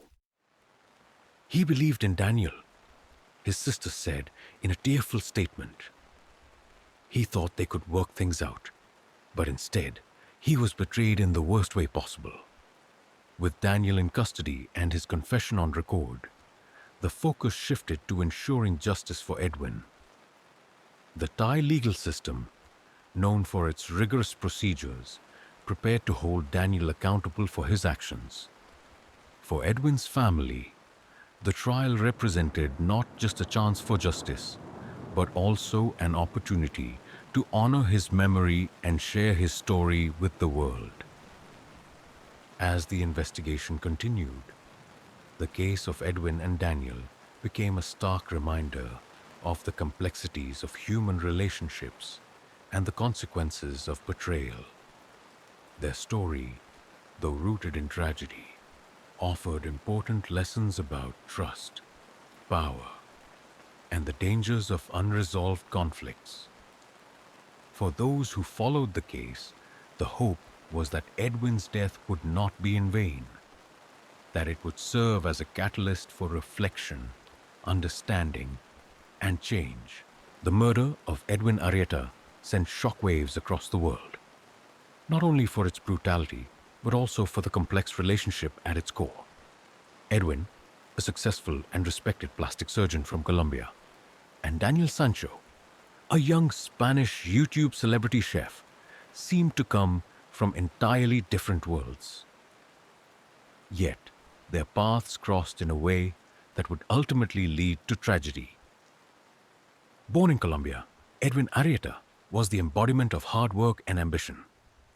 He had risen through the ranks of the medical field to become a renowned plastic surgeon, known for his precision, professionalism, and compassion. His clinic attracted clients from all walks of life, many of whom lauded him for his ability to transform not just their appearances, but also their confidence. Beyond his career, Edwin was a devoted family man. He often spoke of his love for his parents and siblings, emphasizing his desire to give back to the family that had supported him throughout his journey. Those close to him described him as warm and generous, someone who could light up a room with his smile and genuine interest in others. Edwin's trips to Thailand were a blend of business and pleasure. He was fascinated by the country's culture and beauty, often combining work commitments with leisure. For Edwin, Koh Phangan represented an escape, a chance to unwind in a paradise far removed from the demands of his professional life. It was during one of these trips that he met Daniel Sancho, a meeting that would irrevocably alter the course of both their lives. Daniel Sancho was no stranger to the spotlight. As the son of famed Spanish actor Rodolfo Sancho, Daniel had grown up in a world of privilege and public attention. Carving out his own path, he leveraged his charm and passion for cooking to build a successful YouTube channel where he showcased his culinary talents. His channel attracted a loyal following, earning him the title of a rising star in the influencer world. But behind the camera, Daniel's life was far more complicated. Friends described him as charismatic but restless, someone who thrived on attention but struggled with direction. Despite his public success, Daniel reportedly dealt with financial instability, relying heavily on his family's support to maintain his lifestyle. Daniel's trips to Thailand were frequent, drawn by the island's vibrant party scene and the promise of adventure. Koh Phangan, with its iconic full moon parties and laid-back atmosphere, was a favorite destination. It was here that he encountered Edwin, a meeting that would lead to an entanglement neither could have foreseen. The relationship between Edwin and Daniel began as a friendship but quickly evolved into something more complicated. Reports suggest that Edwin was drawn to Daniel's charm and vibrant personality, while Daniel saw Edwin as a source of financial stability. The dynamic between the two was transactional at its core, with Edwin reportedly supporting Daniel financially in exchange for companionship and intimacy. While the specifics of their arrangement remain unclear, it's evident that the relationship was fraught with tension. Edwin's generosity, though well-intentioned, may have created a power imbalance that Daniel struggled to navigate. Meanwhile, Daniel's reliance on Edwin fostered a sense of resentment as he felt increasingly trapped by the expectations placed upon him. Friends of Edwin noted that he was open about his feelings for Daniel, describing him as someone he cared deeply for, despite the challenges in their relationship. For Edwin, the connection seemed genuine, even if it was complicated. However, for Daniel, the relationship appeared to be a means to an end, a way to sustain his lifestyle while pursuing his own interests. As their relationship deepened, so did the cracks in its foundation. The financial support Edwin provided became a point of contention, with Daniel reportedly expressing frustration over what he perceived as control. Tensions reached a boiling point during their trip to Koh Phangan in August 2023, where they had planned to spend time together amidst the island's tropical beauty. Witness accounts and messages exchanged between the two reveal a relationship on the brink. Arguments over money, jealousy, and unfulfilled promises painted a picture of a partnership that was unraveling. Edwin, ever the optimist, seemed determined to resolve their issues, while Daniel grew increasingly distant. In the days leading up to the murder, Daniel's behavior raised alarms. CCTV footage captured him shopping for items that would later be used in the crime: knives, trash bags, and cleaning supplies. His demeanor was calm and methodical, betraying none of the turmoil that would soon unfold. On the evening of Edwin's death, the two were seen dining together at a beachfront restaurant. Witnesses described the atmosphere as tense, with Edwin appearing subdued and Daniel unusually animated. What transpired after they left the restaurant remains the subject of speculation, but investigators believe that an argument escalated into violence. Forensic evidence suggests that Edwin was attacked in Daniel's hotel room, where the murder took place. The sheer brutality of the act, a deliberate and calculated killing, followed by the dismemberment of Edwin's body, shocked even seasoned investigators. It was a stark departure from the image of Daniel as a carefree chef and influencer, revealing a darker side that few had glimpsed. The relationship between Edwin and Daniel also highlighted the complexities of fame and privilege. Daniel's status as a public figure and the son of a celebrity shielded him from scrutiny for much of his life, allowing him to navigate the world with a sense of impunity. This privilege may have contributed to his ability to manipulate and exploit those around him, including Edwin. Meanwhile, Edwin's generosity and trusting nature, qualities that had endeared him to so many, made him vulnerable to Daniel's schemes. For Edwin, the relationship may have represented a chance to find companionship in an unfamiliar world. For Daniel, it became a transaction that spiraled out of control. As investigators pieced together the events that led to Edwin's murder, the relationship between the two men emerged as a central element of the case. Their connection, marked by love, dependence, and betrayal, underscored the tragic nature of the crime. What began as an unlikely friendship turned toxic, leaving one man dead and the other facing a future defined by his actions. For Edwin's family, the revelations were devastating. The man they knew as kind and compassionate had fallen victim to a calculated betrayal. He trusted the wrong person, his sister said in an emotional statement. We just want the truth to come out so that justice can be served. As the world awaited the outcome of the investigation, the story of Edwin and Daniel served as a stark reminder of the dangers of toxic relationships and the profound consequences of misplaced trust. Their story was far from over, with the search for answers and accountability just beginning. The relationship between Edwin Arrieta and Daniel Sancho was complicated from the start, but by the time the two arrived on Kopangan in August 2023, the cracks had become irreparable. What had begun as a transactional relationship laced with affection had devolved into a toxic dynamic, fueled by financial dependence, jealousy, and simmering resentment.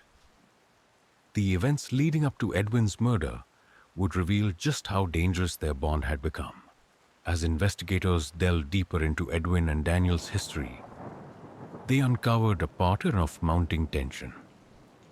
Messages exchanged between the two revealed frequent arguments over money and control.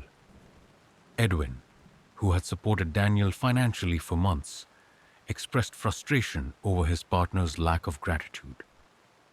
Daniel, on the other hand, felt trapped in a relationship that he claimed had become suffocating. Friends and acquaintances painted contrasting pictures of the two men. Edwin was described as caring, optimistic, and hopeful that he could repair their relationship. Daniel, however, was seen as restless and increasingly distant, often venting to friends about feeling stuck under Edwin's influence, while Edwin seemed to view their bond as meaningful. Daniel treated it as a burden, one he desperately wanted to escape. The trip to Kopangan was meant to be a turning point. For Edwin, it was an opportunity to rekindle their connection and address the growing issues between them. For Daniel, it appeared to be a chance to finally free himself from what he saw as an oppressive dynamic. What neither man realized was that their conflicting intentions would lead to a deadly confrontation. CCTV footage from the days leading up to Edwin's murder revealed glimpses of their deteriorating relationship. The two were seen dining at beachfront restaurants, attending local events, and shopping together. But their interactions were far from harmonious. Witnesses reported overhearing heated arguments, with Edwin pleading for understanding and Daniel responding curtly, his frustration barely concealed. On the evening of August 2, 2023, Edwin and Daniel dined together at a popular restaurant on Kopangan. Witnesses recalled a tense atmosphere, with Edwin appearing subdued and Daniel agitated. After leaving the restaurant, they returned to Daniel's hotel room. A fateful decision that would mark the beginning of a horrifying chain of events. What transpired inside the room remains unclear, but investigators pieced together a chilling narrative based on forensic evidence and Daniel's eventual confession. An argument erupted between the two, escalating quickly into violence. Daniel claimed that Edwin had threatened him, though investigators found no evidence to support this. What is certain is that Edwin never left the room alive. The sheer brutality of the crime stunned investigators. Edwin was struck multiple times before being fatally injured. The attack was deliberate and frenzied, leaving behind clear signs of a struggle. Forensic analysis revealed that Daniel had used knives purchased earlier in the week to dismember Edwin's body. A chilling act that spoke to the calculated nature of the crime. Daniel's actions following the murder were equally disturbing. He meticulously cleaned the hotel room, removing traces of blood and evidence. He then placed Edwin's remains in plastic bags and a suitcase, which he later disposed of at multiple locations around the island. Surveillance footage showed Daniel calmly purchasing cleaning supplies and tools in the hours following the murder, his demeanor eerily composed. The extent of Daniel's efforts to cover up the crime highlighted his premeditation. He attended the island's full moon party, a renowned event that draws thousands of revelers, just hours after disposing of Edwin's remains. Blending into the crowd, Daniel appeared carefree, as though nothing had happened. However, his attempts to conceal the crime began to unravel when sanitation workers discovered Edwin's remains in a suitcase at a local garbage dump. The discovery, coupled with Daniel's suspicious behavior and the evidence collected from his hotel room, quickly made him the prime suspect. Daniel's arrest on August 5, 2023, marked a turning point in the case. Initially, he denied any involvement, presenting himself as a concerned friend who was devastated by Edwin's disappearance. However, under pressure from investigators and confronted with mounting evidence, Daniel's story began to crumble. When presented with the forensic evidence, CCTV footage, and witness testimonies, Daniel confessed to the murder. His confession was both shocking and revealing. He admitted to killing Edwin, but framed his actions as self-defense, claiming that he felt threatened and overwhelmed by their relationship. "I couldn't take it anymore," he reportedly told investigators. "I felt like I had no way out." While his confession shed light on the events of that night, it also raised questions about his motives. Investigators believed that Daniel's actions were driven not by fear, but by resentment and a desire to escape the financial and emotional obligations he associated with Edwin. As the details of their relationship came to light, it became clear that jealousy and control were central to the tragedy. Edwin's financial support, though generous, created a power imbalance that Daniel resented. At the same time, Daniel's desire for independence clashed with Edwin's expectations of loyalty and commitment.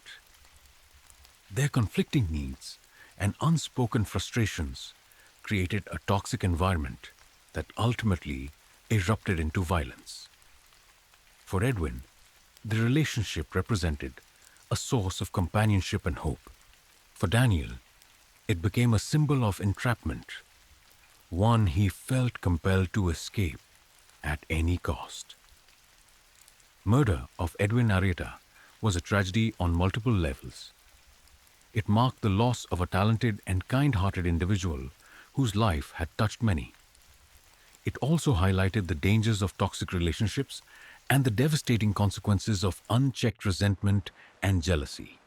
For Edwin's family, the betrayal by someone he trusted was an unbearable blow.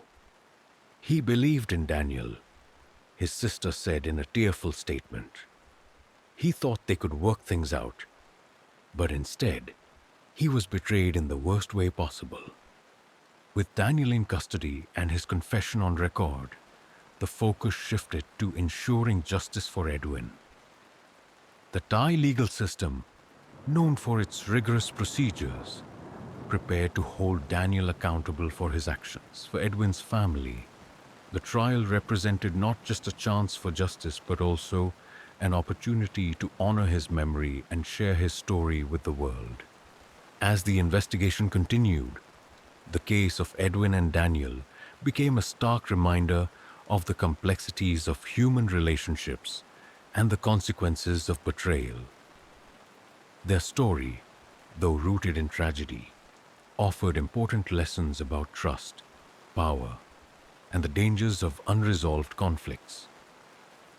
For those who followed the case, the hope was that Edwin's death would not be in vain, that it would serve as a catalyst for reflection, understanding, and change.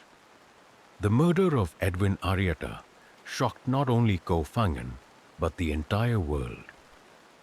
What had initially been discovered as dismembered remains in a suitcase quickly turned into a high-profile investigation, thanks to the involvement of Daniel Sancho, a YouTube celebrity chef and son of a famous Spanish actor.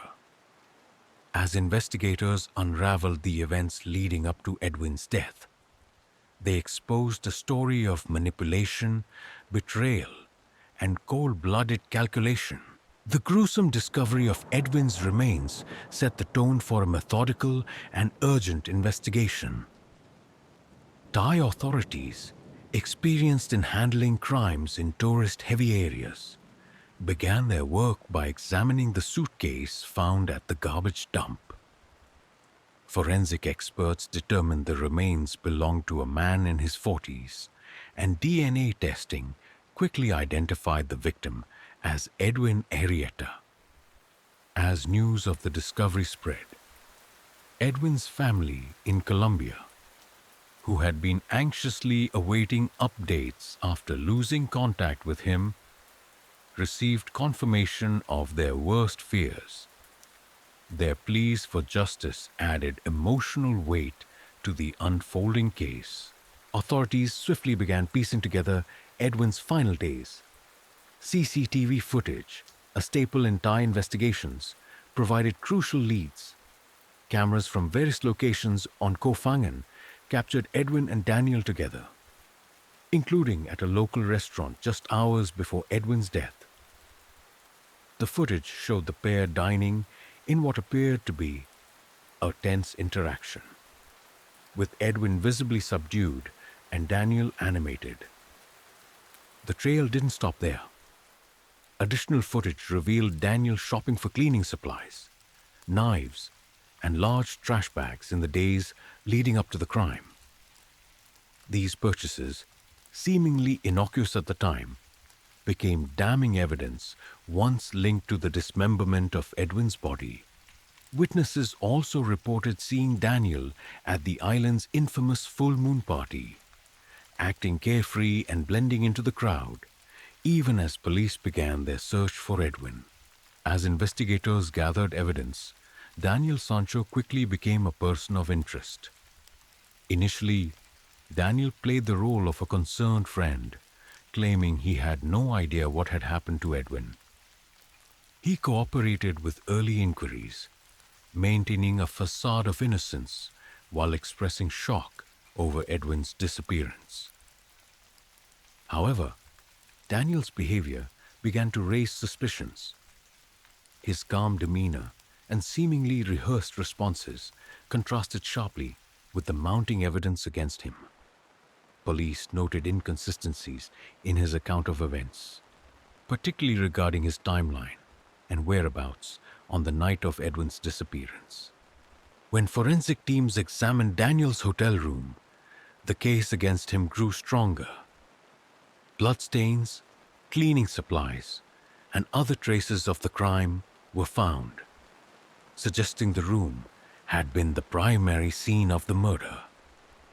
These findings, combined with Daniel's purchases and CCTV footage, left little doubt about his involvement. Faced with overwhelming evidence, Daniel's story began to crumble.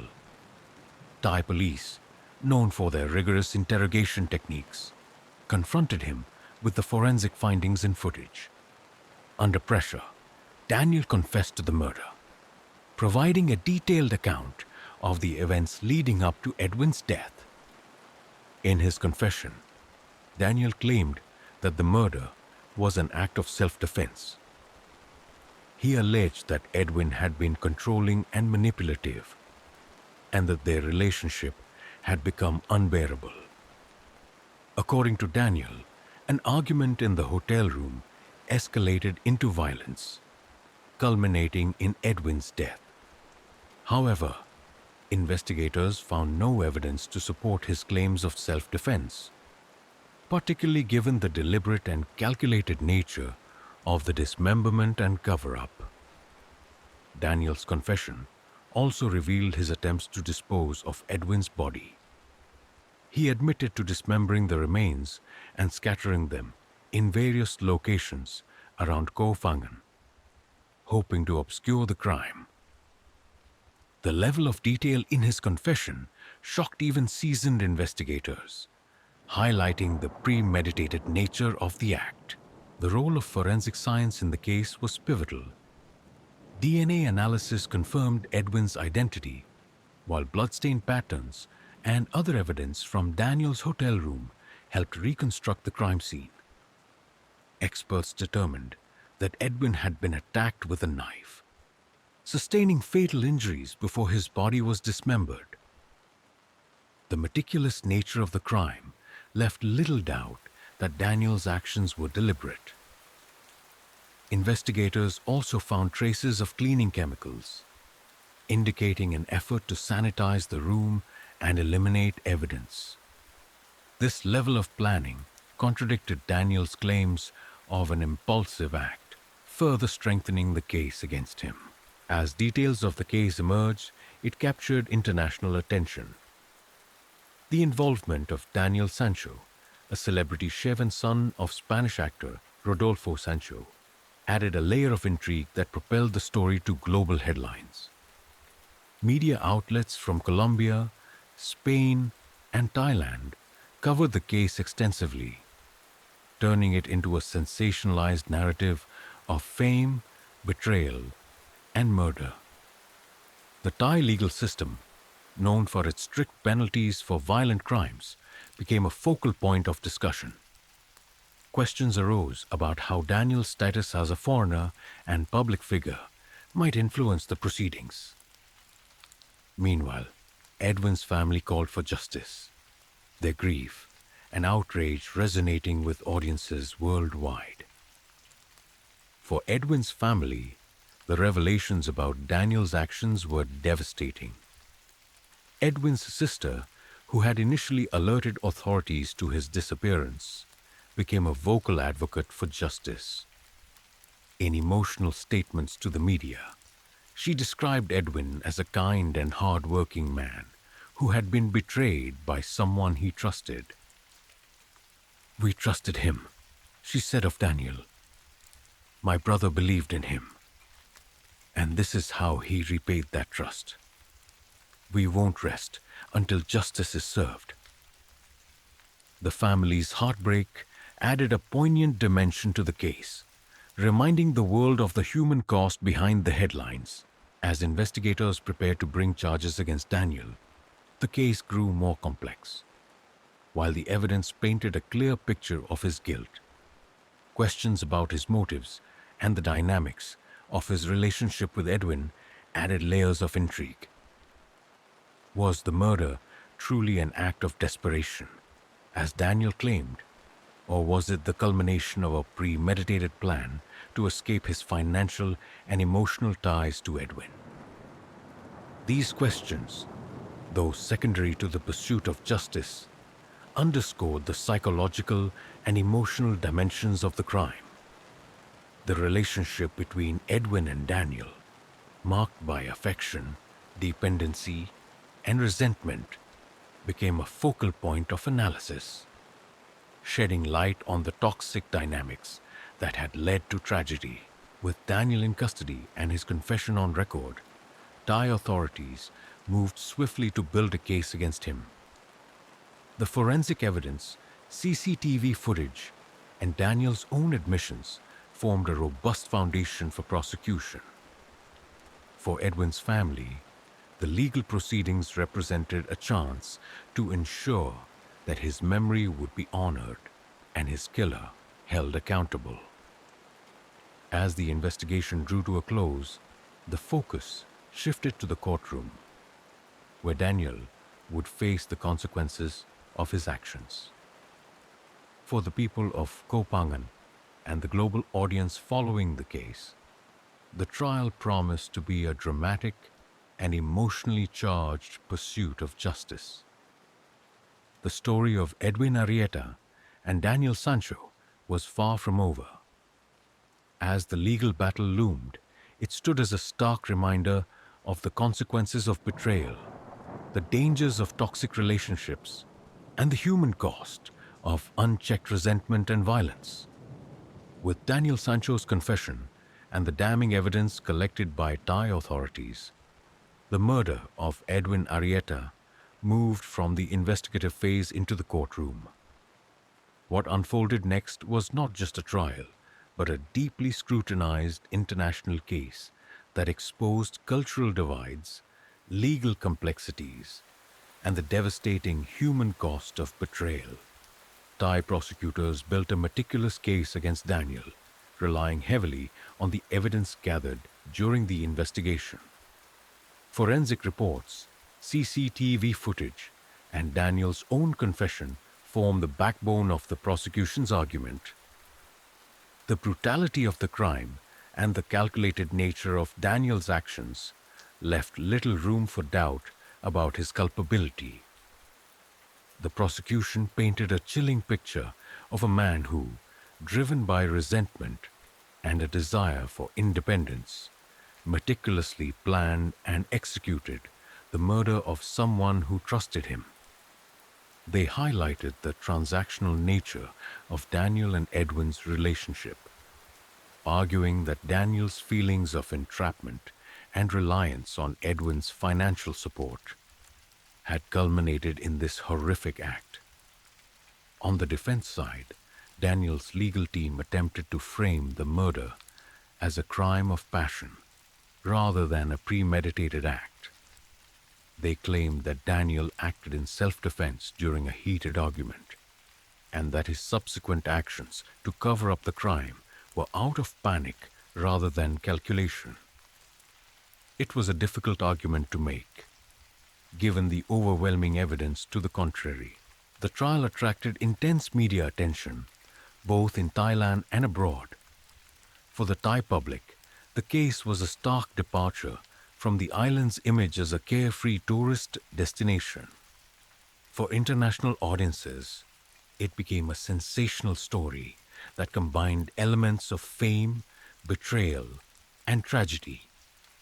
The involvement of Daniel Sancho, a celebrity chef and son of Spanish actor Rodolfo Sancho, added a layer of intrigue to the case. Spanish media closely followed the proceedings, with many questioning how Daniel's privileged background might influence the outcome. In Colombia, Edwin Arrieta's family became vocal advocates for justice, ensuring that their brother's memory remained central to the narrative. The cultural differences between Thailand's strict legal system and Western perceptions of justice also came into play. Thailand's reputation for harsh penalties, including the death penalty for particularly egregious crimes, became a focal point of discussion. Human rights organizations and legal experts weighed in on the potential outcomes, adding another layer of complexity to an already fraught case. For Edwin's family, the trial was not just about securing a conviction, but about honoring Edwin's memory and exposing the full extent of Daniel's betrayal. Edwin's sister, who had been instrumental in alerting authorities to his disappearance, spoke with quiet determination during the trial's opening. "We are here to seek justice," she said. "Edwin was a kind and generous man who didn't deserve what happened to him." Throughout the trial, Edwin's family maintained a visible presence in the courtroom. Their grief and dignity served as a reminder of the human cost of the crime, grounding the sensational elements of the case in the harsh reality of loss. The prosecution's presentation of evidence was both compelling and devastating. They began by recounting Edwin and Daniel's relationship, emphasizing the power dynamics and financial entanglements that had defined their bond. The transactional nature of their partnership was highlighted as a key factor in the crime, with prosecutors arguing that Daniel's resentment of Edwin's financial support had driven him to murder.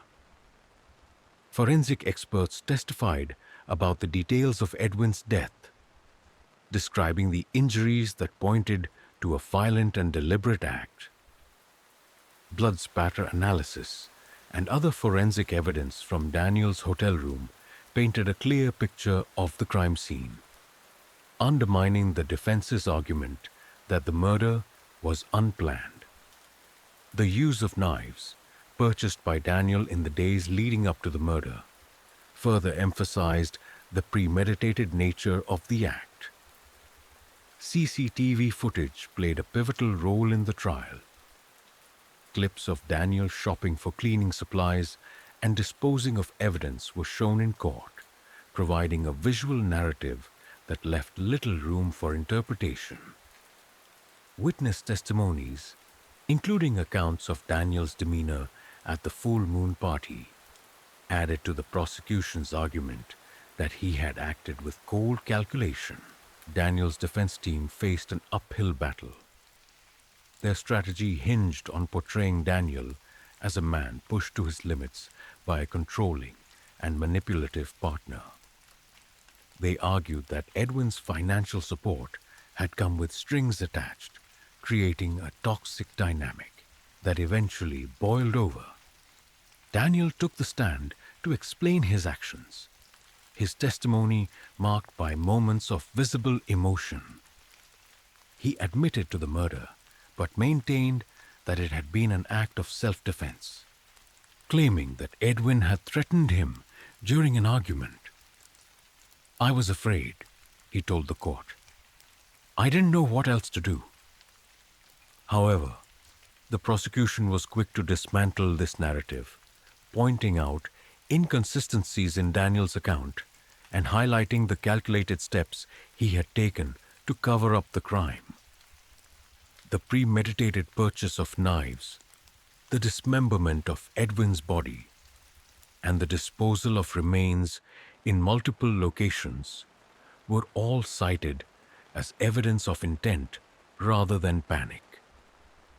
As the trial progressed, public opinion in Thailand became divided. Some viewed Daniel as a cold-blooded killer who deserved the harshest punishment, while others, influenced by his celebrity status, expressed sympathy for his plight. In Spain, the case sparked debates about privilege, morality, and the pressures of fame.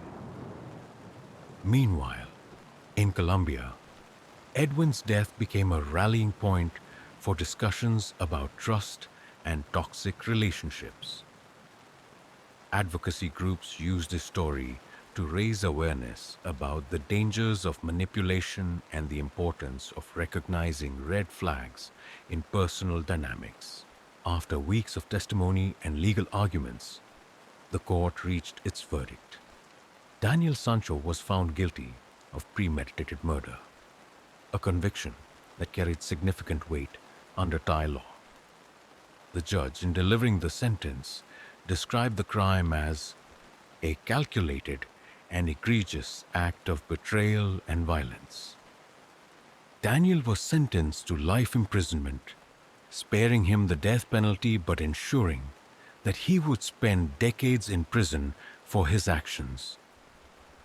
The decision was met with mixed reactions, with Edwin's family expressing relief that justice had been served, but sadness that nothing could bring Edwin back. The trial's conclusion marked the end of one chapter, but left lingering questions about the complexities of the case. For Edwin's family, the focus shifted to preserving his memory and advocating for greater awareness about the dynamics that had led to his death. "This is about more than justice," Edwin's sister said. "It's about making sure no one else has to endure what we have."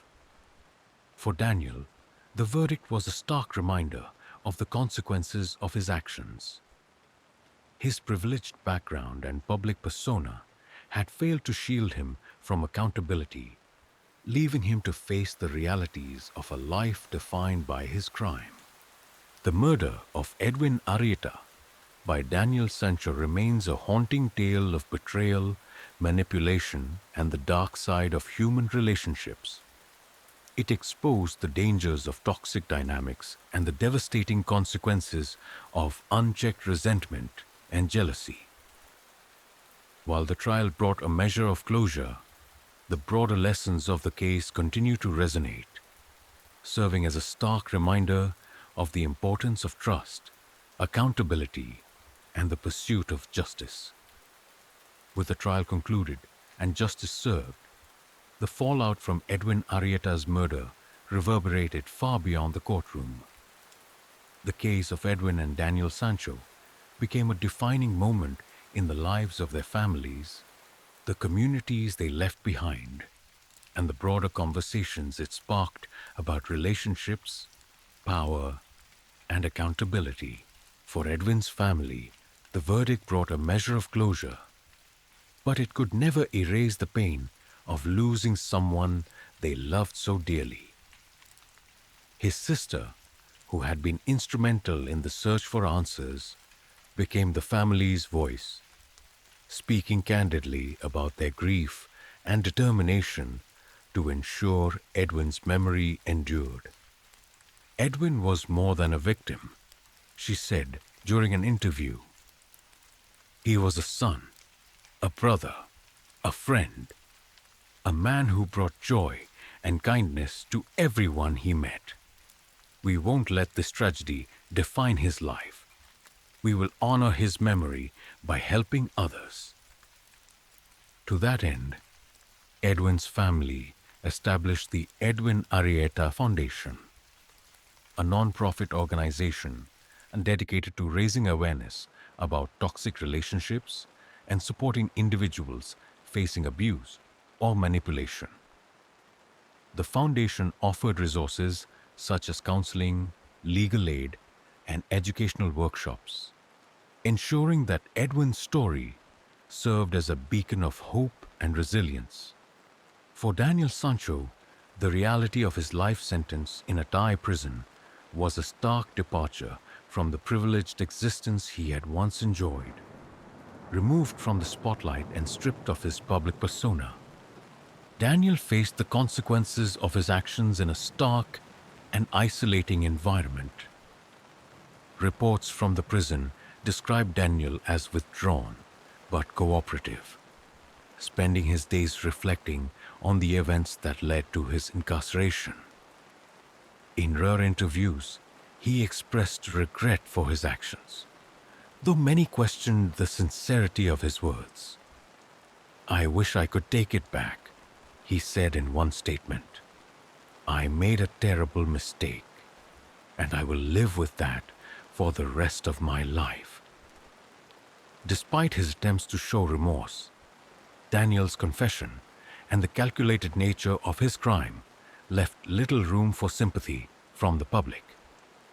For many, his incarceration was not just a punishment, but a reminder of the consequences of unchecked entitlement and resentment. The murder of Edwin Arrieta sent shockwaves through the communities that had known him and Daniel.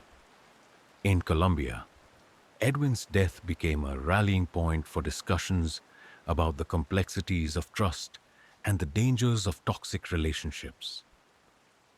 Advocacy groups used this story to highlight the importance of recognizing red flags and seeking help in unhealthy dynamics. In Spain, Daniel's conviction sparked debates about privilege and accountability. His status as the son of a famous actor raised uncomfortable questions about how fame and wealth intersect with justice. While some viewed his sentencing as a triumph of the legal system, others lamented the choices that had led to his downfall.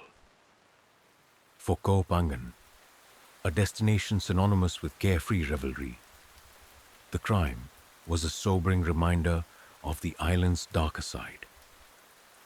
Local officials implemented new safety measures and encouraged responsible tourism, hoping to restore the island's image as a peaceful paradise. The media played a significant role in shaping the narrative of Edwin's murder. Coverage ranged from in-depth investigative reports to sensationalized headlines, with some outlets focusing on the gruesome details of the crime, while others highlighted the human stories behind it.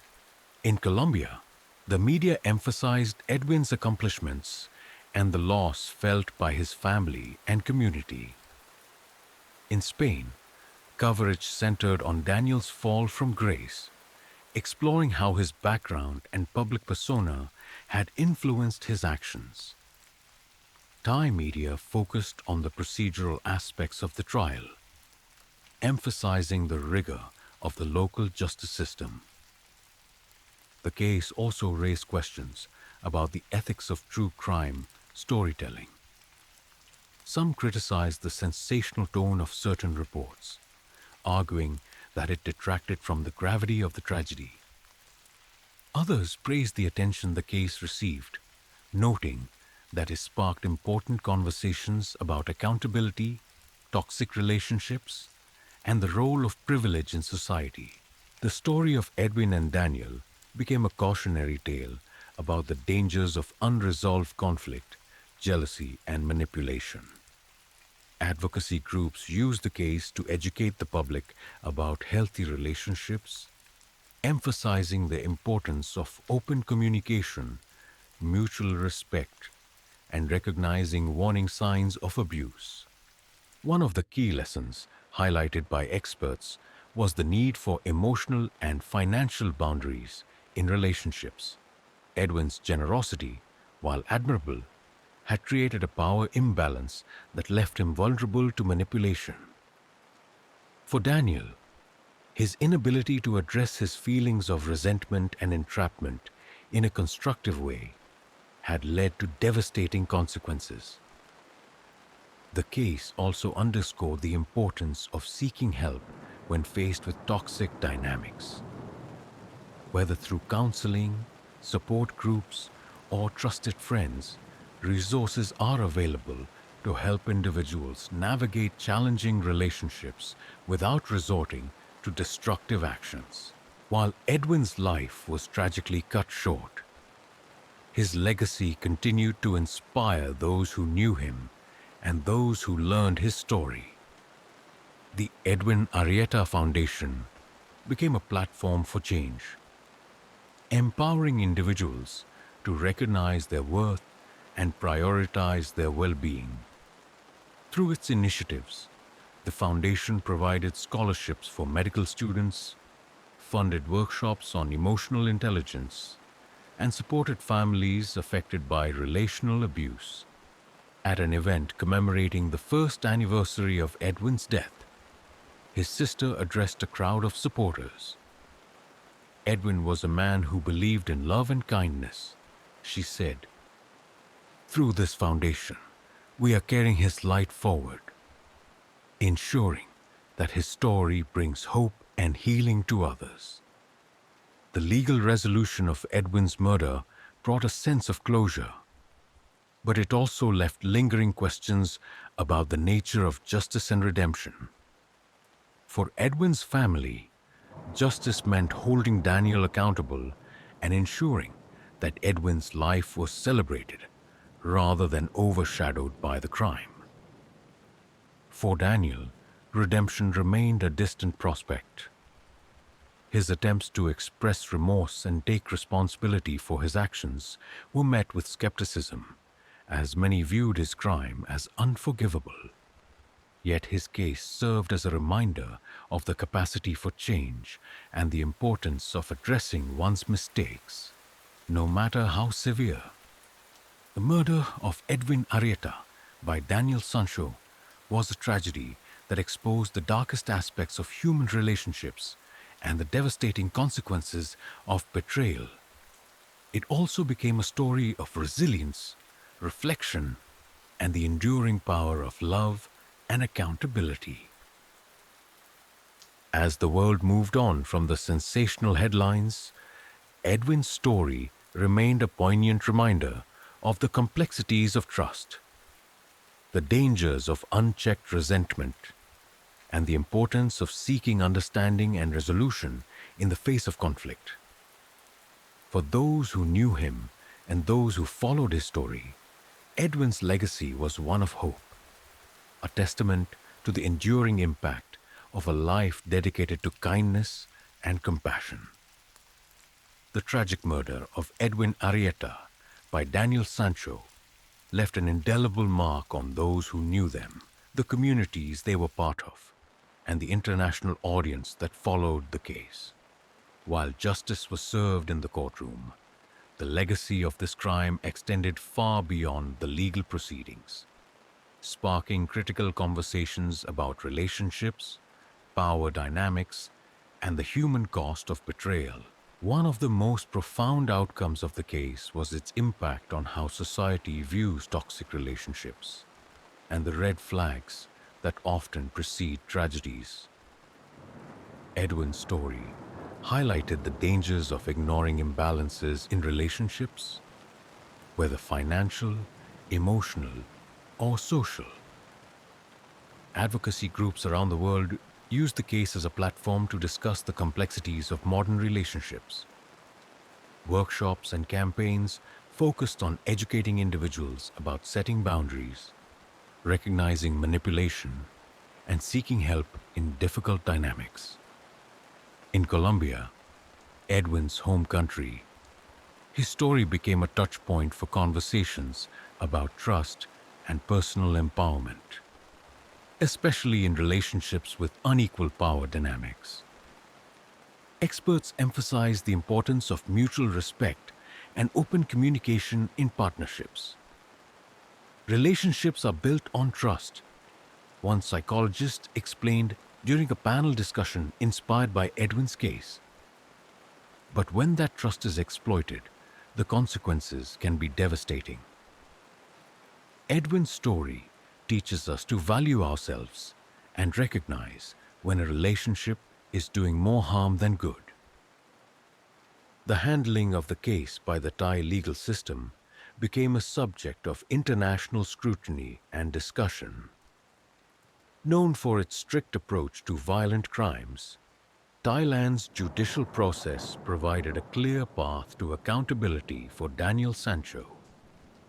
His life sentence reflected the gravity of his actions while sparing him the death penalty, a decision that balanced justice with leniency.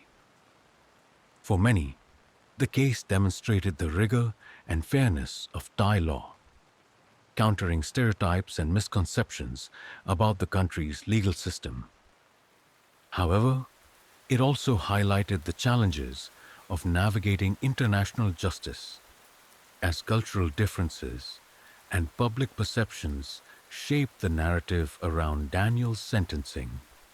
The establishment of the Edwin Arrieta Foundation ensured that Edwin's life would be remembered for more than the circumstances of his death. The foundation became a beacon for individuals seeking guidance and support in navigating complex relationships, offering resources such as counseling, financial literacy programs, and educational scholarships. In addition to its practical support, the foundation served as a platform for Edwin's family to share his story and advocate for change. Edwin was someone who believed in the power of love and kindness, his sister said at a foundation event. Through his memory, we want to empower others to recognize their worth and build relationships that lift them up, not hold them back. The foundation also supported aspiring medical professionals, honoring Edwin's legacy as a skilled and compassionate plastic surgeon. Scholarships in his name provided opportunities for students who shared his passion for improving lives through medicine. The global media coverage of the case sparked debates about the ethics of true crime storytelling. While some outlets focused on the sensational aspects of the crime, emphasizing the gruesome details and Daniel's celebrity status, others took a more measured approach, highlighting the human cost and broader lessons of the tragedy. In particular, documentaries and investigative reports that delved into Edwin and Daniel's relationship offered nuanced perspectives on the dynamics that led to the crime. These stories underscored the importance of empathy and understanding, reminding audiences that true crime involves real people with real consequences. Critics called for greater sensitivity in reporting on cases like Edwin's, urging media outlets to prioritize the dignity of the victim and their loved ones. True crime should inform and educate, not exploit, one journalist argued. We owe it to the people involved to tell their stories with care and respect. The case also served as a stark reminder of how power and privilege can intersect with personal dynamics in destructive ways. Daniel Sancho's background as a wealthy and well-known figure in Spain highlighted the dangers of entitlement and unchecked resentment. His actions were a chilling example of how feelings of entitlement and a lack of accountability can escalate into violence. For Edwin, his generosity and trusting nature, qualities that endeared him to so many, made him vulnerable to manipulation. His tragic death became a lesson in the importance of balancing kindness with caution, particularly in relationships where power imbalances exist. The international nature of the case prompted reflections on cultural differences in how relationships, justice, and accountability are viewed. In Thailand, the crime was seen as an affront to the island's image as a peaceful paradise, prompting calls for greater vigilance and safety measures for tourists. In Colombia, Edwin's death became a symbol of the need for stronger support systems for individuals navigating complex personal dynamics. In Spain, Daniel's fall from grace sparked conversations about the pressures of fame and the moral responsibilities of public figures. The intersection of privilege, media scrutiny, and justice became a focal point, challenging audiences to consider how societal structures influence behavior and accountability. Amid the broader implications of the case, the human cost remained at its heart. For Edwin's family, the loss of a beloved son, brother, and friend was a wound that would never fully heal. For Daniel's family, his actions represented a profound betrayal of the values they had instilled in him, leaving them to grapple with shame and grief. The communities that had known Edwin and Daniel were left to reconcile their memories of the two men with the harsh reality of what had happened. Edwin's friends and colleagues remembered him as a compassionate and dedicated professional whose life had been cut tragically short. Daniel's supporters struggled to understand how someone they admired could commit such a horrific act. Despite the tragedy, Edwin's story became a catalyst for positive change. The lessons drawn from his life and death inspired individuals and communities to prioritize emotional well-being, recognize toxic dynamics, and seek help when needed. Advocacy groups, educators, and policymakers used his case to promote awareness about healthy relationships, ensuring that his legacy would save lives. The Edwin Arrieta Foundation played a central role in this effort, transforming pain into purpose. Through its initiatives, Edwin's family and supporters ensured that his light would continue to shine even in the face of darkness. The murder of Edwin Arrieta by Daniel Sancho was a tragedy of immense proportions, but it also revealed the resilience of the human spirit. It showed how families, communities, and societies can come together to honor the lives of those lost and prevent similar tragedies in the future. As the world moved on from the headlines, Edwin's memory endured as a reminder of the importance of love, trust, and accountability. His story, though rooted in heartbreak, became a testament to the enduring power of hope and the possibility of growth and change in the wake of unimaginable loss. On the surface, it was a scene of modern comfort and security.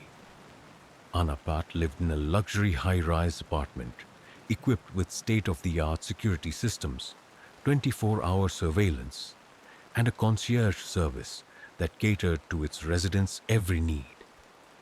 For a single, successful woman in her early 30s, it was the perfect sanctuary, a place where she could enjoy the fruits of her hard work and feel safe from the chaos of the outside world. But on a fateful evening, that sanctuary became the site of an unthinkable crime. Beneath the polished facade of this exclusive building lurked a danger that no security system could detect.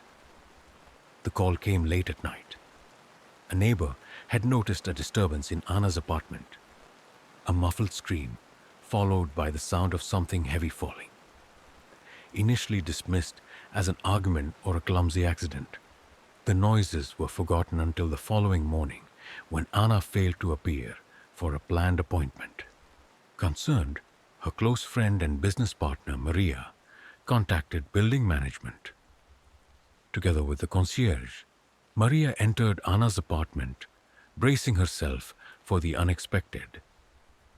What she found would haunt her forever. The apartment, usually immaculate, was in disarray. Furniture was overturned, and a faint metallic scent lingered in the air. In the master bedroom, Anna's lifeless body lay on the floor, surrounded by broken glass and blood. Her face, once bright and full of life, was now pale and motionless. A kitchen knife lay nearby, its blade smeared with evidence of the brutal attack. Maria screamed, and the concierge immediately called the police. Anna's death was a stark contradiction to the image of safety her building projected. The luxury apartment complex was known for its exclusivity, attracting affluent residents who sought a haven from the dangers of city life. Each unit featured advanced security measures, keycard access, private elevators, and security cameras stationed on every floor. How could this happen here? Was the question on everyone's mind. For Anna's neighbors, her murder shattered the illusion of invulnerability that the building's high-tech features and polished image had cultivated. Suddenly, the very spaces they trusted to protect them felt unfamiliar and dangerous. Anna was a woman who had seemingly achieved it all. As a rising star in the tech industry, she had built a reputation as a driven and innovative entrepreneur. Her company specialized in developing software solutions for small businesses, and her passion for empowering others had earned her admiration among her peers. But Anna's life wasn't solely defined by her work. She was a loyal friend, a dedicated mentor, and an advocate for women in male-dominated industries. Known for her infectious laugh and warm personality, she brought people together and inspired those around her to reach for their dreams. Anna was also careful and cautious. Friends often teased her about her meticulous nature, but she knew the importance of being vigilant, especially as a single woman navigating life in a bustling city. She chose her luxury apartment specifically for its reputation for safety, seeing it as a space where she could thrive without fear. News of Anna's murder spread quickly, sending shockwaves through her community and beyond.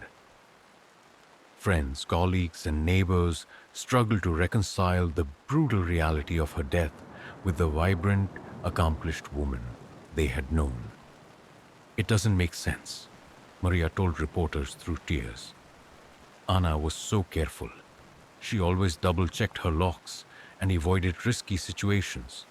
She trusted this building to keep her safe." The luxury apartment complex became a crime scene, its gleaming facade now marked with yellow police tape. Residents whispered among themselves, speculating about what could have gone wrong. For many, Anna's murder wasn't just a tragedy. It was a betrayal of the very security they had paid for and relied upon. When police arrived at the scene, they quickly realized this was no ordinary crime. The disarray in Anna's apartment suggested a struggle, but there were no signs of forced entry. Whoever had attacked her had likely been someone she knew, or someone with access to the building. Detectives combed through the apartment, collecting evidence and piecing together the final moments of Anna's life. The trail of blood led to the balcony, where they found a pair of bloody footprints. Further inspection revealed that some of Anna's jewelry was missing, suggesting a possible motive of theft. However, the haphazard nature of the scene pointed to an impulsive act rather than a carefully planned robbery. The building's security cameras became a focal point of the investigation. Detectives reviewed hours of footage, looking for anyone entering or leaving Anna's floor around the time of the murder. While the cameras didn't capture the crime itself, they revealed a chilling clue. A man in his late 20s, dressed in casual clothing, entering Anna's apartment shortly before the disturbance was reported. The man, later identified as Ben, was a fellow resident of the building. Known to his neighbors as quiet and unassuming, Ben seemed like an unlikely suspect. He worked a modest job in IT and largely kept to himself, blending seamlessly into the upscale community despite not fitting the typical profile of its residents. However, interviews with other residents painted a more complicated picture. Some described Ben as polite but distant, while others mentioned erratic behavior and late-night arguments overheard from his unit. One neighbor recalled a heated exchange between Anna and Ben in the elevator a few weeks prior, though the details of the argument were unclear. As detectives dug deeper into Ben's background, they discovered troubling signs of financial instability and a history of substance abuse. Could these factors have driven him to commit such a violent act? Or was there something deeper that connected him to Anna's death? Anna's murder was more than just a crime. It was a chilling reminder that safety is never guaranteed, even in the most secure environments. As detectives pursued every lead, they were determined to uncover the truth. But not just for Anna, but for the community that had been shaken to its core. In the days to come, the investigation would reveal shocking details about the events leading up to Anna's death, exposing secrets that no one could have anticipated. Her story would become a cautionary tale about trust, vigilance, and the dark complexities of human behavior. To understand the gravity of Anna Pat's tragic end, it's important to first understand the remarkable life she lived. Anna was more than a victim of a heinous crime. She was a beacon of success, resilience, and compassion. Her life story paints a picture of a woman who worked tirelessly to create a life of independence and accomplishment. Anna was a force to be reckoned with in the tech world.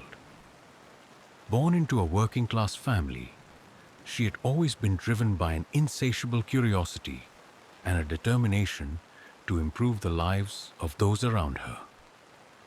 From a young age, she exhibited a knack for problem solving, often taking apart gadgets at home and reassembling them just to understand how they worked. After earning a scholarship to a prestigious university, Anna pursued a degree in computer science. She excelled in her studies, earning the admiration of her professors and peers alike. It wasn't long before her innovative ideas and leadership skills caught the attention of recruiters from top tech firms. Rather than settle for a corporate role, Anna took a bold step and founded her own company. Her startup focused on developing software solutions tailored to small businesses, tools that would level the playing field for entrepreneurs with limited resources. Anna's passion for empowering others resonated deeply within her community, and her company quickly gained traction. In addition to her professional achievements, Anna was a staunch advocate for women in tech. She was acutely aware of the challenges women faced in male-dominated industries and made it her mission to break down barriers. Anna often volunteered her time to mentor young women entering the field, sharing her experiences and providing guidance on navigating challenges. Her leadership extended beyond her industry. Anna frequently spoke at conferences and workshops, addressing issues such as gender inequality, work-life balance, and financial independence. "We can achieve anything we set our minds to," she once said during a keynote speech. "We just need the tools, the support, and the courage to keep going." Despite her demanding career, Anna was committed to maintaining a balanced and fulfilling life. She was an avid traveler, often documenting her adventures on social media. Her photos depicted a woman who embraced life fully, from exploring bustling cityscapes to finding solace in quiet, remote landscapes. Travel wasn't just a hobby for Anna. It was her way of recharging and finding inspiration for her work. Anna was also deeply connected to her friends and family. She made it a point to attend family gatherings, birthdays, and milestones, regardless of her busy schedule. Her friends often described her as the glue that held their group together. "Anna was the one you could count on," said her best friend Maria. "No matter what, she always showed up." Anna's success and independence didn't come without challenges. As a single woman living in a bustling metropolis, she was acutely aware of the risks she faced. Her cautious nature extended to all aspects of her life, from her meticulous financial planning to her insistence on living in a secure environment. Her choice to reside in a luxury high-rise was no accident.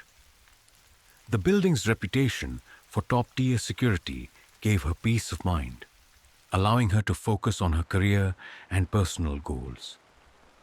Anna had installed additional locks on her doors and always ensured she was aware of her surroundings. Friends often teased her about being overly cautious, but Anna knew that safety was non-negotiable. While Anna's professional achievements and advocacy were impressive, they were only part of who she was. Beneath the polished exterior was a woman who loved deeply, laughed easily, and valued the simple joys in life. She had an infectious sense of humor and an uncanny ability to make others feel at ease. Anna was also a dreamer. She often spoke of her plans to expand her company internationally, build a scholarship program for underprivileged students, and one day write a book about her journey. Her ambitions were as boundless as her energy, and those around her couldn't help but be inspired by her vision. Anna's murder sent shockwaves through her community, not just because of its brutality, but because it cut short a life filled with so much promise. She was just getting started, Maria lamented. Anna had so many plans, so many people she wanted to help. It's hard to believe she's gone. For Anna's family, the loss was unbearable.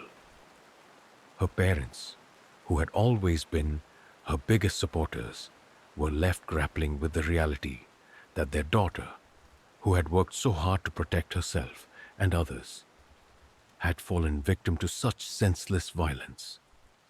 She deserved to be safe. Her mother said tearfully, she deserved to live. Despite the tragedy of her death, Anna's story continues to inspire.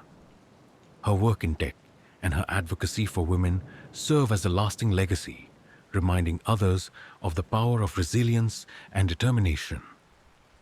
Friends and colleagues have vowed to carry forward her vision, creating scholarships and mentorship programs in her name. Anna's life, though cut short, serves as a powerful reminder of what can be achieved through hard work, courage, and a commitment to uplifting others. She was more than a victim of a crime. She was a symbol of strength and compassion, and her impact will not be forgotten.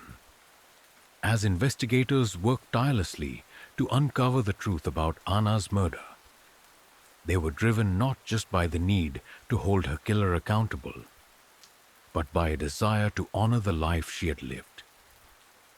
The clues they uncovered would lead to shocking revelations about the man who had betrayed her trust and the motives behind his actions.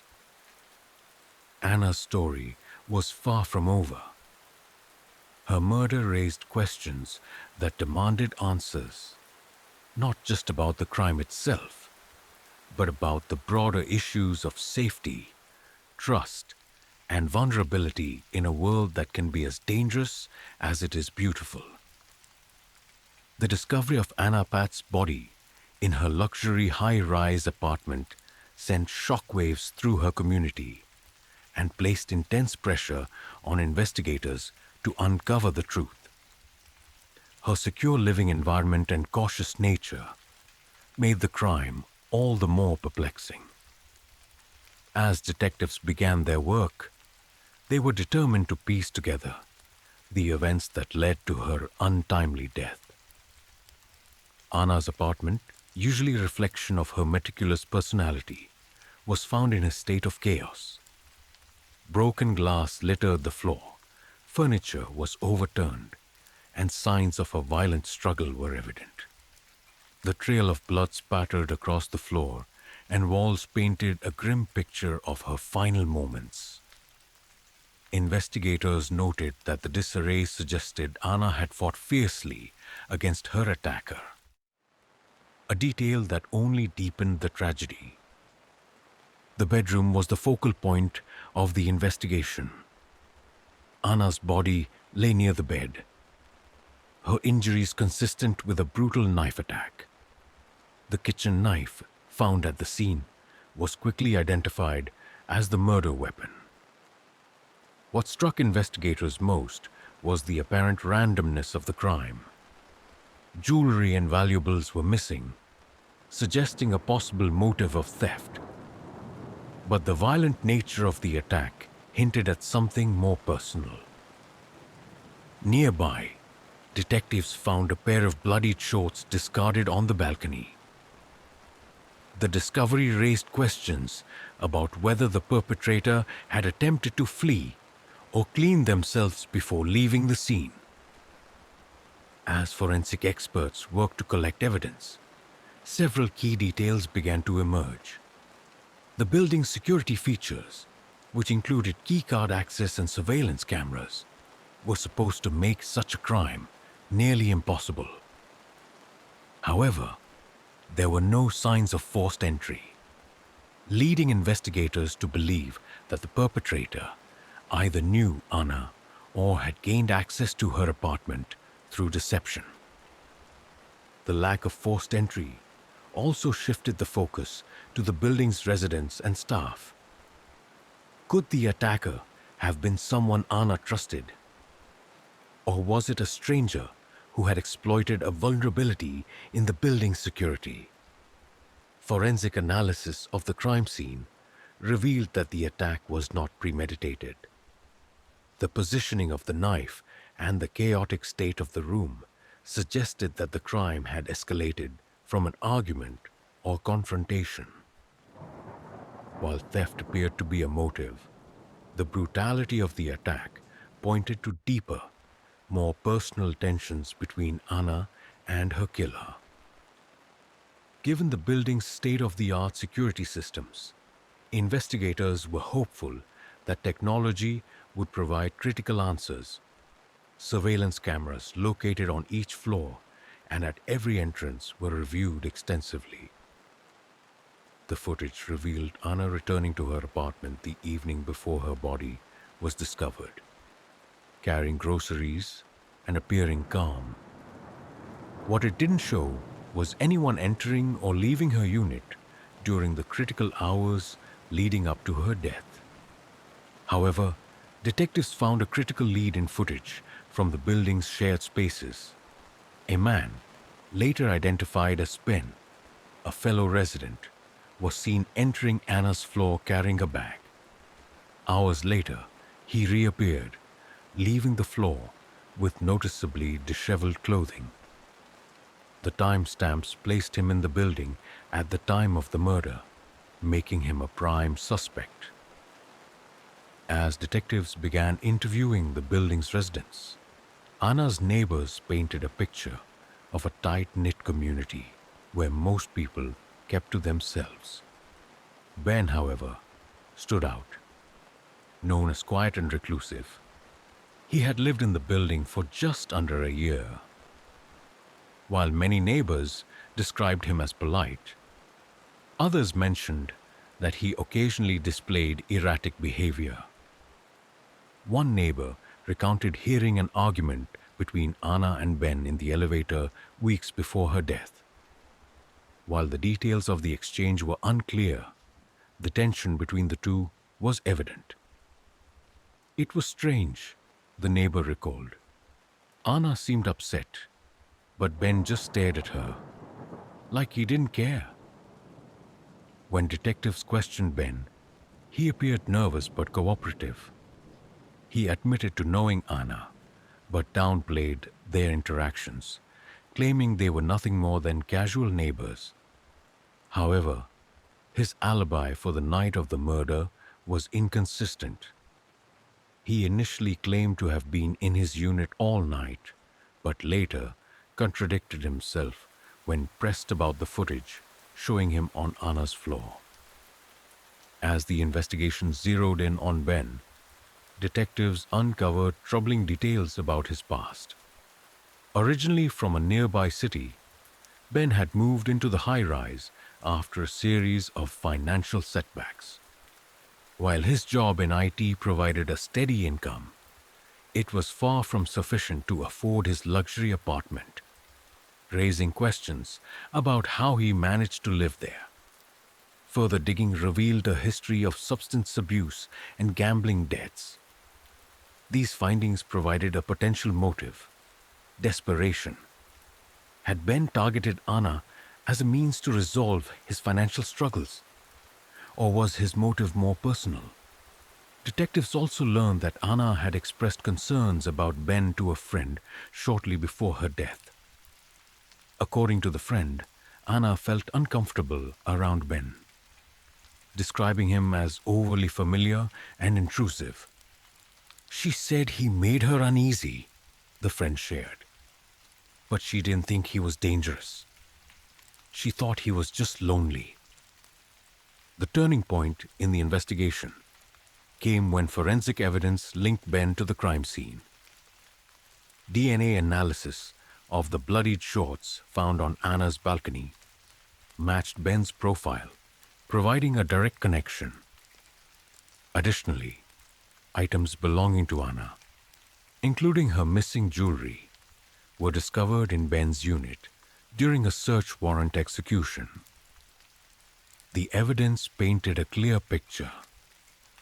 Ben had entered Anna's apartment, likely under the pretense of a neighborly visit, and attempted to rob her. When confronted, the situation escalated into violence, resulting in Anna's murder. With the evidence in hand, police arrested Ben in the early hours of the morning. The building's residents watched in shock as he was escorted out in handcuffs, his head bowed and his expression unreadable. For many, the arrest brought a mix of relief and disbelief.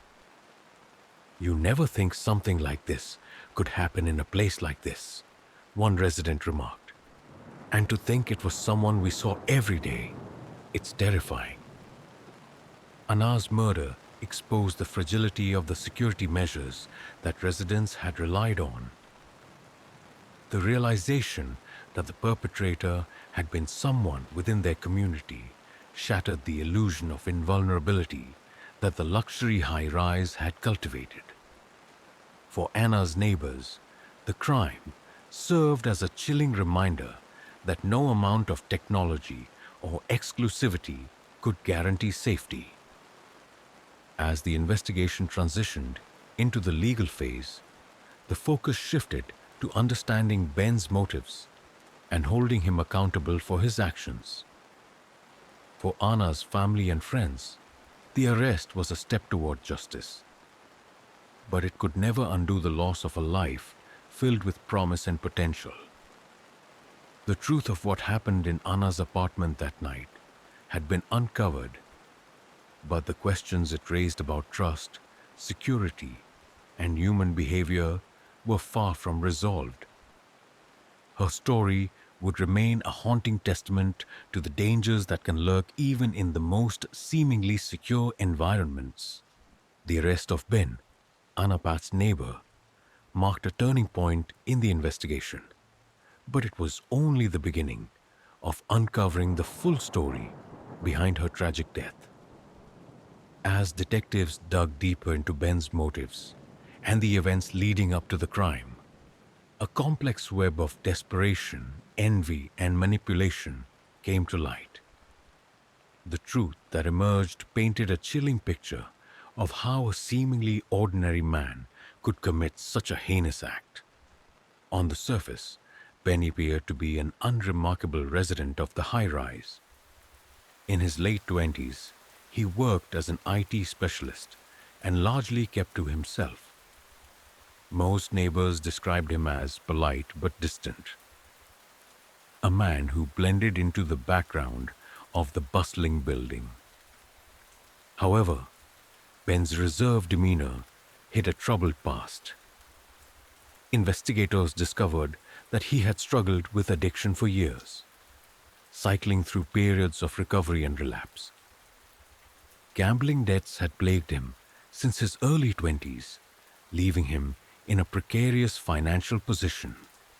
Despite these challenges, he had somehow managed to secure a lease in the luxury apartment complex, a detail that raised eyebrows among detectives. Further investigation revealed that Ben's parents had co-signed his lease, hoping that the environment of the upscale building would provide stability and motivation. But instead of building a better life, Ben had become increasingly isolated, spending his nights gambling online and his days avoiding interaction with his neighbors.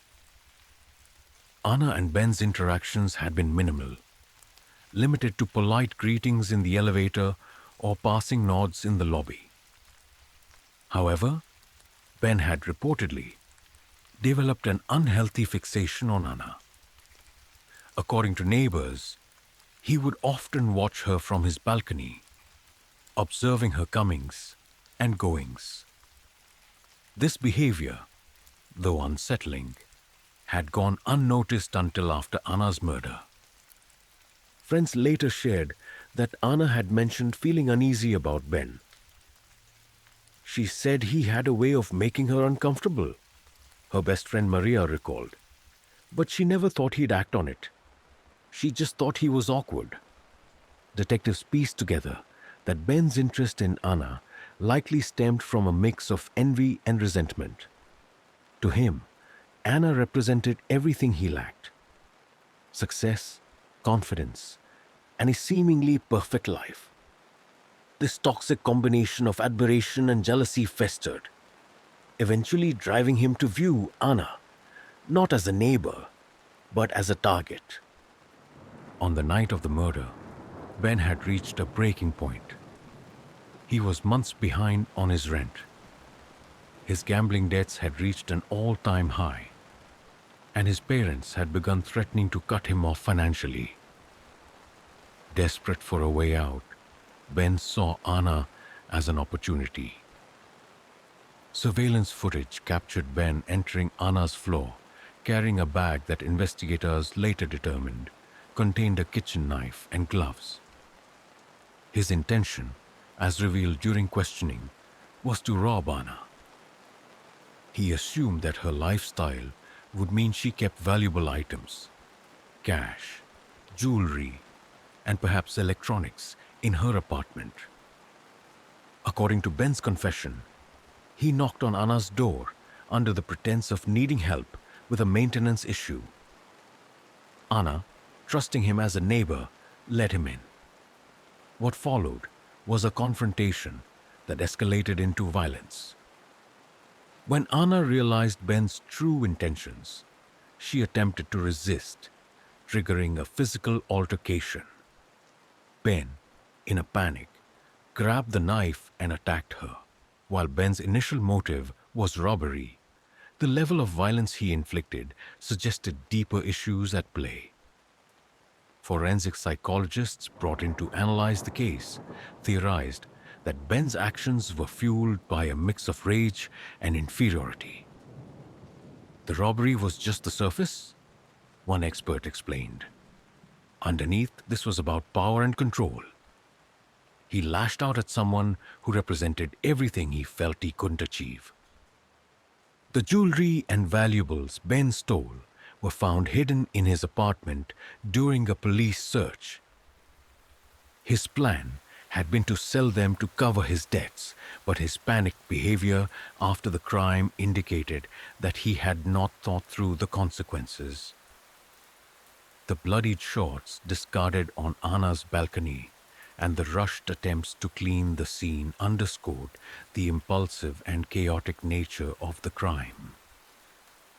As the details of the case unfolded, the residents of the luxury apartment complex struggled to process the betrayal. Ben, who had seemed like an unassuming neighbor, was now revealed as a cold-blooded killer. It's terrifying to think someone like that was living right next to us, one resident remarked. We trusted the security of this building, but it couldn't protect us from someone on the inside. The management of the building faced intense scrutiny for failing to detect the warning signs. Residents demanded better background checks, improved surveillance, and stricter protocols to prevent a similar tragedy from occurring. For many, Anna's murder shattered the illusion of safety that had drawn them to the high rise in the first place. The timeline of Anna's final hours, reconstructed through forensic evidence and Ben's confession, was a grim reminder of how quickly trust can be exploited. She had spent the evening relaxing at home after a busy day, unaware that her neighbor was watching and waiting for an opportunity to strike. When Ben knocked on her door, she had no reason to suspect anything amiss. Her decision to help a neighbor in need, a reflection of her generous and trusting nature, ultimately cost her life. As details of the confrontation emerged, it became clear that Anna had fought bravely to defend herself, leaving behind the evidence that would ultimately lead to her killer's arrest. During his interrogation, Ben's demeanor oscillated between defiance and remorse. He admitted to the murder, but downplayed his culpability, framing it as a crime of desperation rather than malice. "I didn't mean to hurt her," he claimed. "I just needed help, and things got out of control." His statements did little to garner sympathy. For Anna's family and friends, his words rang hollow against the backdrop of his actions. "He made a choice," Maria said.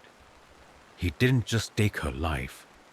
He took away a piece of all of us who loved her." Anna's murder exposed the vulnerabilities inherent in even the most secure environments.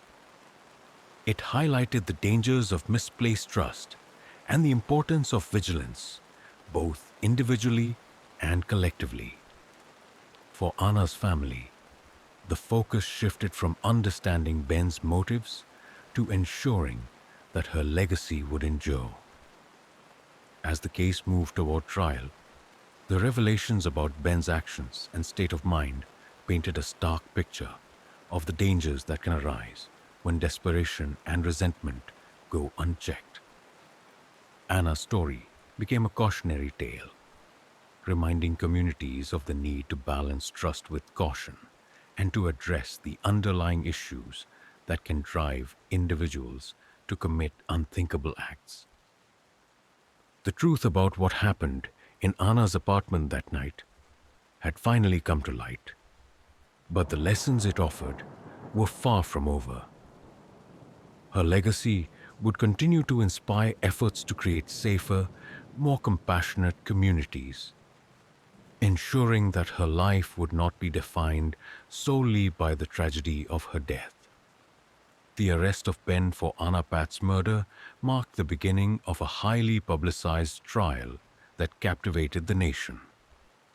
As the legal process unfolded, Anna's friends, family, and community sought justice for the vibrant woman whose life had been cut short. The trial provided a platform to expose the full scope of Ben's actions and the impact of his crime, but it also raised broader questions about accountability, trust, and the systems meant to keep us safe.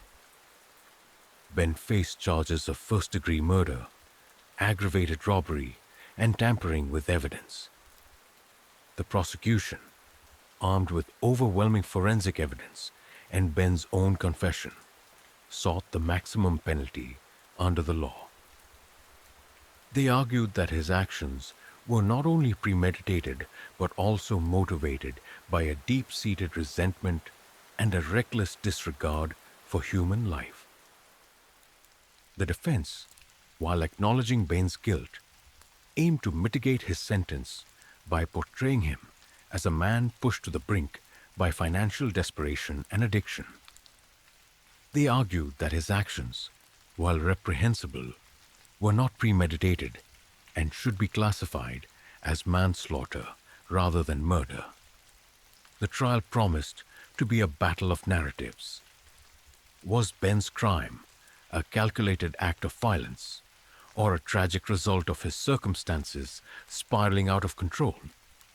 The prosecution presented a detailed and damning case against Ben, methodically piecing together the events of the night Anna was murdered. They began by outlining the timeline of the crime, using surveillance footage, forensic evidence, and witness testimonies to paint a clear picture of Ben's actions. Key evidence included surveillance footage. Cameras captured Ben entering Anna's floor with a bag containing the murder weapon and leaving hours later in disheveled clothing. His movements matched the timeline of Anna's murder. Forensic evidence. DNA analysis linked Ben to the crime scene. Bloodstains on the shorts found on Anna's balcony and traces of her jewelry in his apartment further implicated him. The weapon. The knife used in the attack, found at the scene, was identified as one Ben had brought with him, indicating premeditation. The prosecution also delved into Ben's financial struggles and addiction, arguing that these factors fueled his resentment toward Anna. They highlighted how he had fixated on her as a symbol of success, turning his envy into anger and ultimately violence. Ben's defense team faced an uphill battle. Their strategy centered on portraying him as a man overwhelmed by his circumstances rather than a cold-blooded killer.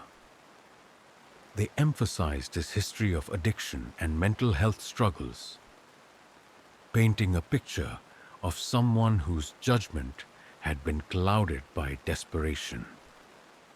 Ben himself took the stand, expressing remorse for his actions.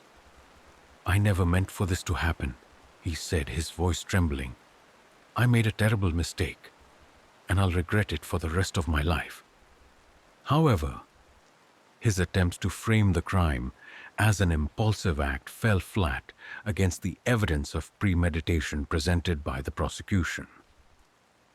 The defense's plea for leniency was met with skepticism from both the jury and Anna's loved ones. For them, Ben's actions were inexcusable, regardless of his circumstances. He had a choice, Maria, Anna's best friend, said outside the courtroom, and he chose to take a life. Throughout the trial, Anna's family and friends maintained a dignified presence in the courtroom. Their grief was palpable, but so was their determination to see justice served. Anna's mother, in a tearful testimony, spoke about the profound loss her family had endured. "Anna was the light of our lives," she said. "Her laughter filled every room. Now, all we have are memories and the pain of knowing she's gone." The trial also became a moment of reckoning for the luxury apartment complex where the crime occurred. Residents expressed their fears and frustrations, demanding stronger security measures and better protocols for vetting tenants. For many, the tragedy underscored the fragility of the safety they had taken for granted. After weeks of testimony, the jury delivered its verdict. Guilty on all counts. Ben was convicted of first-degree murder, aggravated robbery, and tampering with evidence. The judge, in handing down the sentence, condemned Ben's actions as a betrayal of trust and humanity.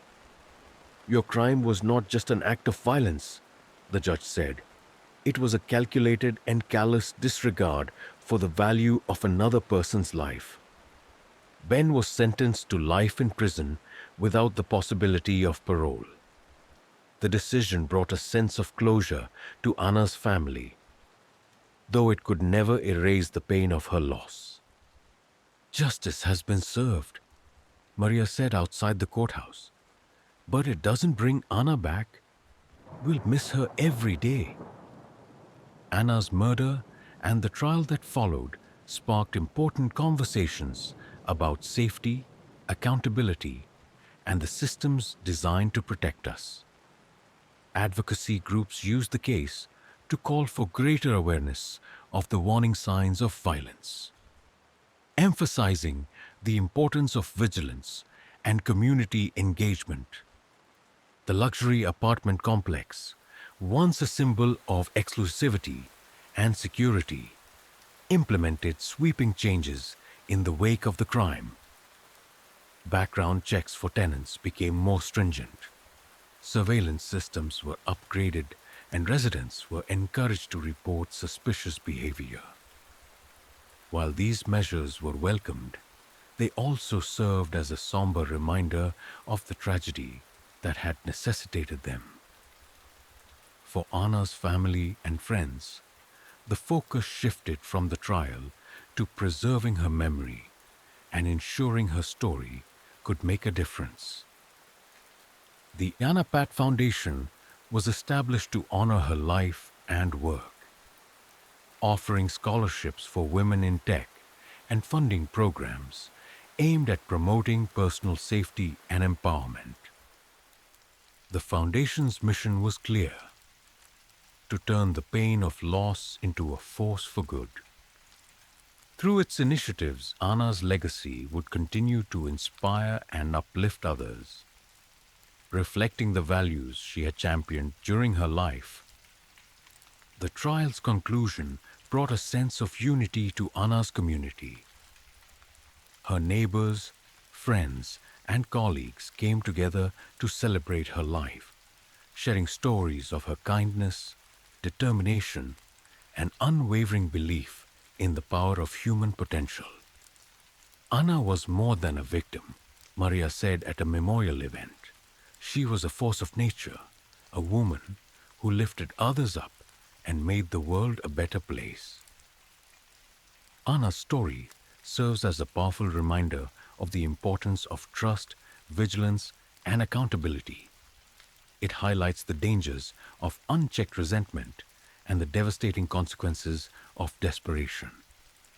Most importantly, it underscores the resilience of those left behind, the family, friends, and communities who refuse to let tragedy define the lives of their loved ones.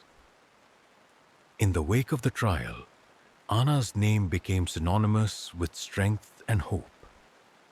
Her story continues to resonate, reminding us all to cherish the people we love, to remain vigilant in the face of danger, and to strive for a world where no one has to endure such heartbreak again. The trial of Ben and the tragic loss of Anna Pat concluded in a courtroom, but the broader implications of her murder continue to ripple through her community and beyond. Anna's story is no longer just a tale of tragedy. It has become a rallying cry for reflection, change, and action. Her death, though devastating, has spurred meaningful conversations about safety, community, and the vulnerabilities we often overlook. The luxury apartment complex where Anna lived underwent significant changes in the aftermath of her murder. The community, once complacent in its reliance on high-tech security measures, began demanding more from its management and from each other. New protocols were implemented, including enhanced background checks. Prospective tenants and visitors faced stricter vetting processes to ensure the safety of residents. Upgraded security systems. Cameras were installed in blind spots, and facial recognition technology was added to monitor who entered and exited the building. Community engagement programs. Monthly meetings encouraged residents to voice concerns and fostered a sense of shared vigilance. For many, these changes were long overdue. "We thought technology was enough," one resident remarked, "but safety is about people, looking out for each other, being aware, and taking action when something feels wrong." Anna's story raised uncomfortable questions about the limits of perceived safety, even in environments designed to protect. The irony of her death, occurring in a space she had chosen for its security, highlighted the gaps in our assumptions about what it means to feel safe. Experts in criminology and sociology weighed in on the case, emphasizing the importance of proactive measures over reactive ones. "Safety is not just about locks and cameras," one expert explained. "It's about fostering a culture of awareness and accountability." Anna's murder reminds us that no system is foolproof, and trust must be earned and maintained. To honor Anna's memory, her family and friends launched the Anna Pat Foundation, a non-profit organization dedicated to advancing the causes she cared deeply about. The foundation's initiatives include scholarships for women in tech, reflecting Anna's commitment to empowering women. These scholarships support young women pursuing careers in science, technology, engineering, and mathematics, STEM. Personal safety workshops designed to educate individuals on recognizing risks, setting boundaries, and taking precautions in their daily lives. Community grants, funding projects that promote neighborhood safety and cohesion, ensuring that communities can learn from Anna's story and build stronger, safer environments. At the Foundation's launch event, Anna's sister spoke about the driving force behind their efforts. Anna's life was a testament to the power of hope, hard work, and compassion. We can't change what happened, but we can make sure her story inspires others to be vigilant and to fight for a better world. Anna's death also sparked discussions about the warning signs of toxic relationships and the dangers of unchecked resentment. Though Anna and Ben were not close, their interactions revealed a pattern of discomfort that, in hindsight, carried red flags.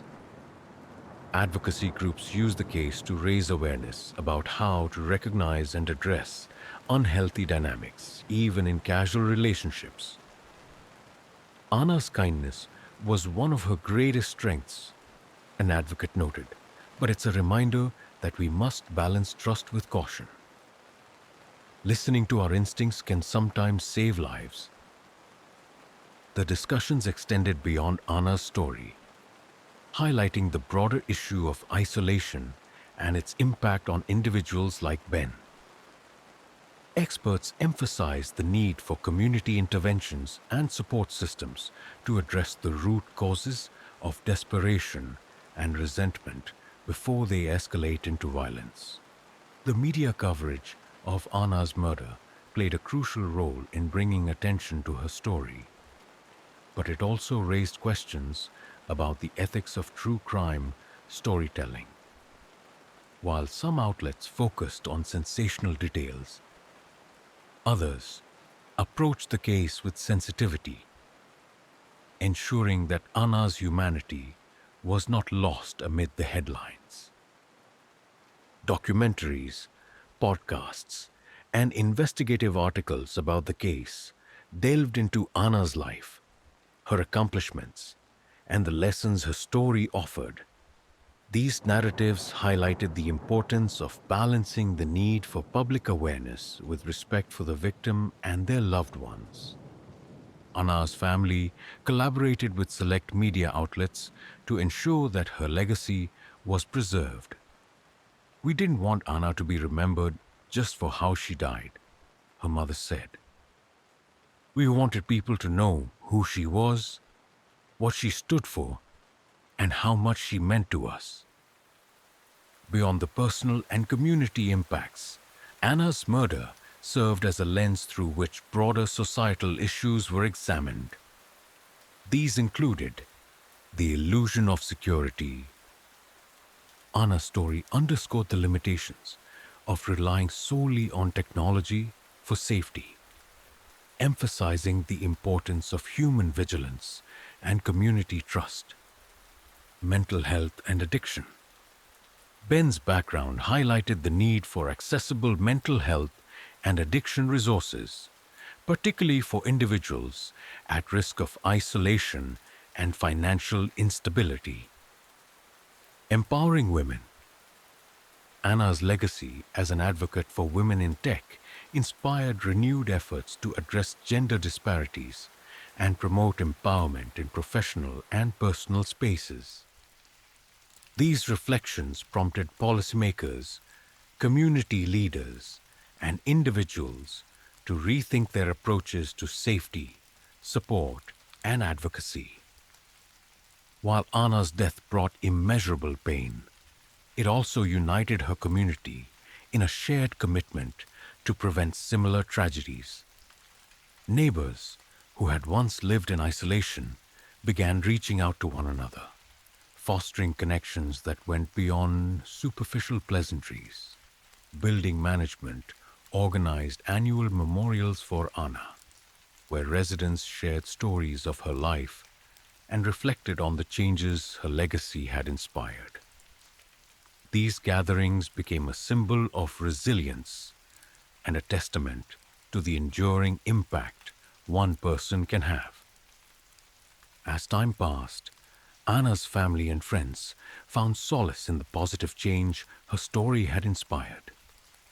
The scholarships, workshops, and community programs established in her name ensured that her legacy would endure, touching lives far beyond those who had known her personally. For Anna's family, the pain of her loss remained, but so did the determination to honor her memory. Anna taught us to live with purpose, her sister said at a foundation event. She believed in lifting others up, in creating opportunities, and in making the world a better place. That's what we'll continue to do, for her and for everyone she inspired. Anna Pat's story is one of heartbreak and resilience, a cautionary tale that continues to resonate long after the courtroom verdict. It reminds us of the importance of vigilance, the power of community, and the enduring impact of a life lived with purpose and compassion. Her legacy serves as a beacon of hope, a reminder that even in the face of tragedy, we can find strength, inspire change, and ensure that those we've lost are never forgotten. Anna's life, though tragically cut short, will forever stand as a testament to the power of kindness, determination, and the unwavering belief in a brighter future.